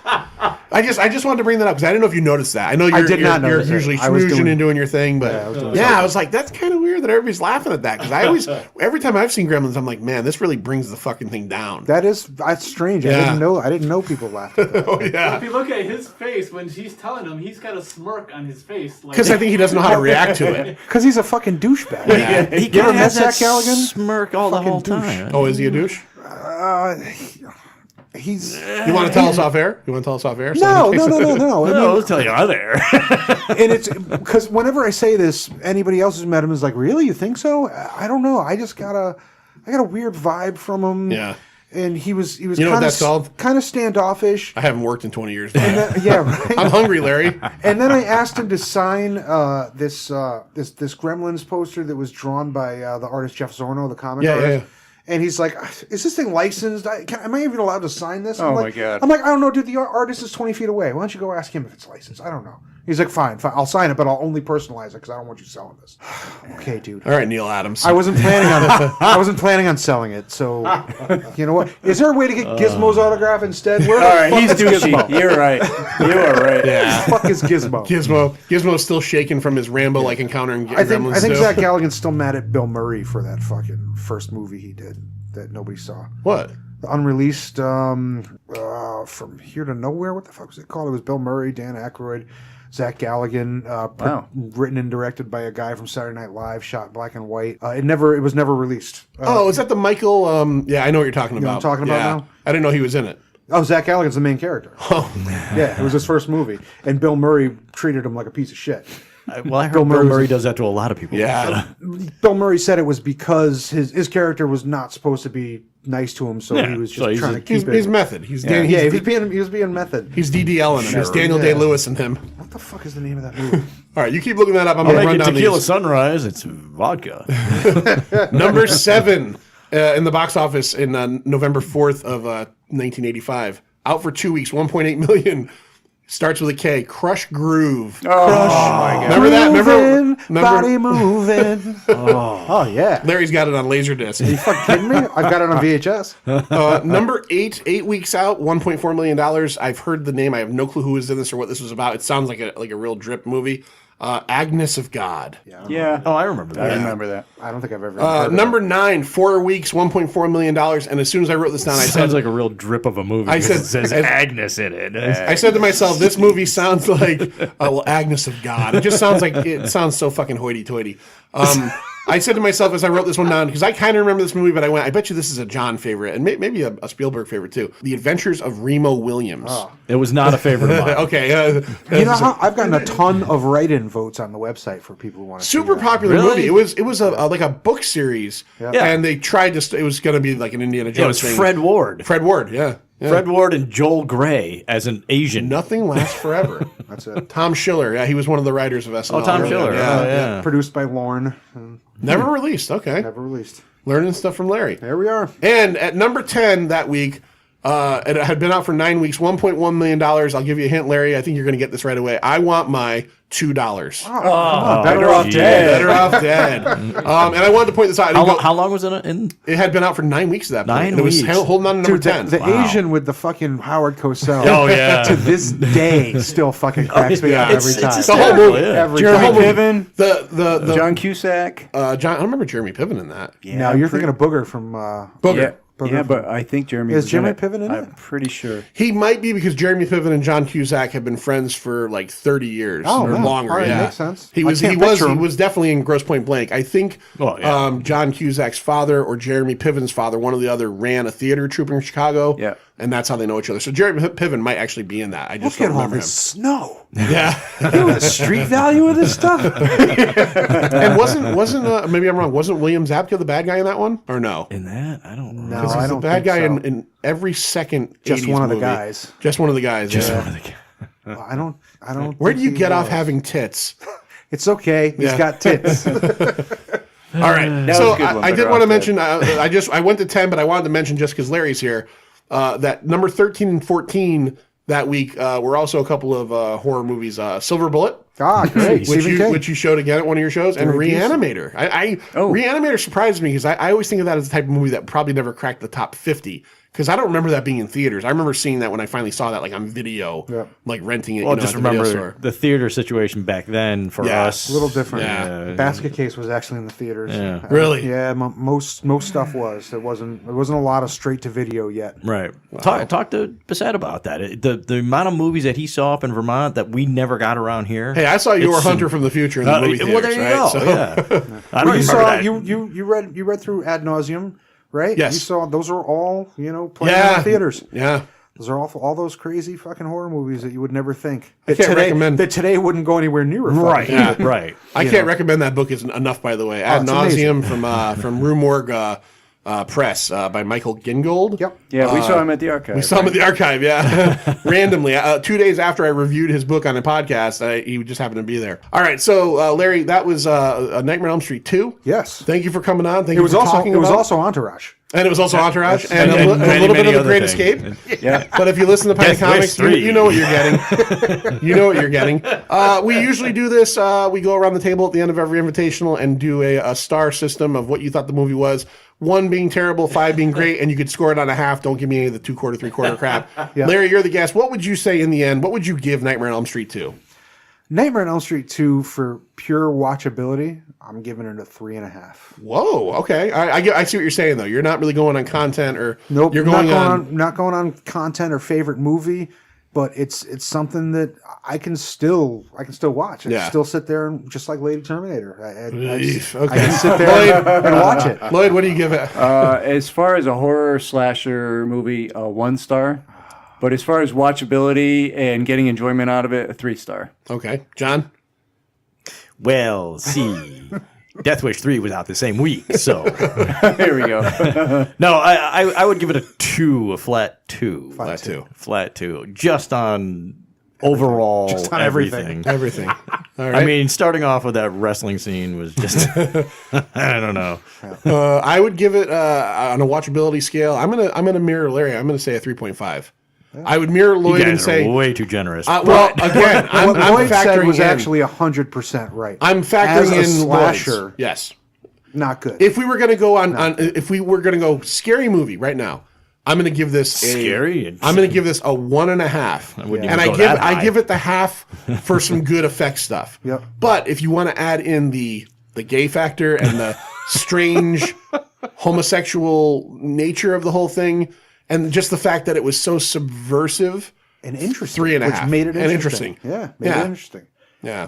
So It's a fun. don't know. I think it's a fun movie. I really do. I agree with you. It's fun. It doesn't achieve what it should achieve Nope. in terms of And it certainly doesn't achieve what they wanted it to No. achieve. And I would say if you There's don't no way they remember set this off. movie, just go watch it again. Again, you should have, at the very beginning of the show, anytime you hear us say Pint Movie Invitational, if you realize it's one of those episodes, you hear Andrew Morgan start to introduce us, just look on the description what it is, stop the episode, stop our show, watch it, and then join in. And then maybe throw some Entourage in too, because you're going to go, hey, look, we talked about that too. fun. I'm gonna go on Pornhub. I'm gonna look up sternum sex as much as and see if there's any videos on that. Because I don't know. I think this is the only movie that ever had any kind of sternum love. Yeah, no, he was into licking that fucking that breastbone for sure. So you did this the last time, and we won't put it on any descriptions or anything. But do you want to announce your next April show here? Absolutely. And the way it'll work is that Maybe I can make this one.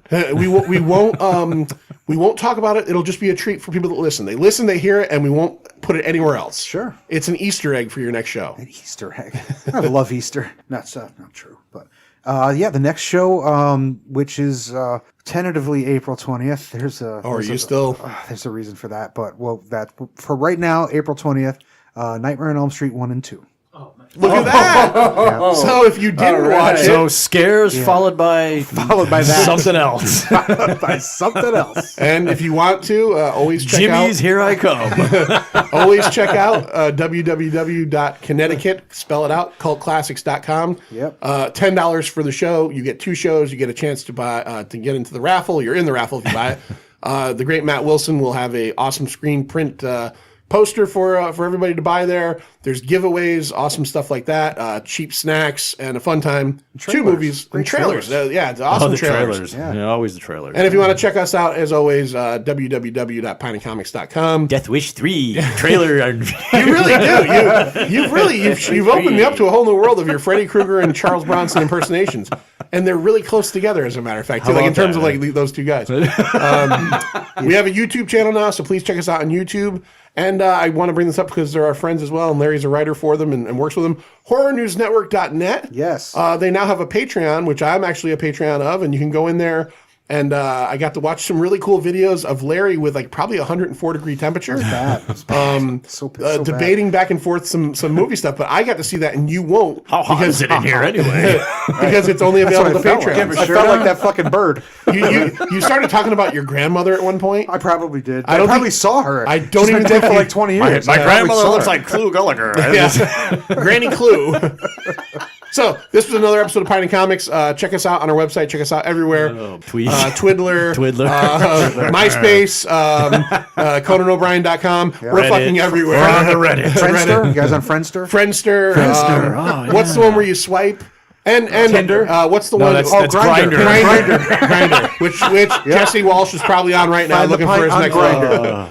And Lloyd, why don't you tell everybody what we say every time to get us out of here? See ya. It's over, Johnny. It's over! Nothing is over! Nothing! You just don't turn it off!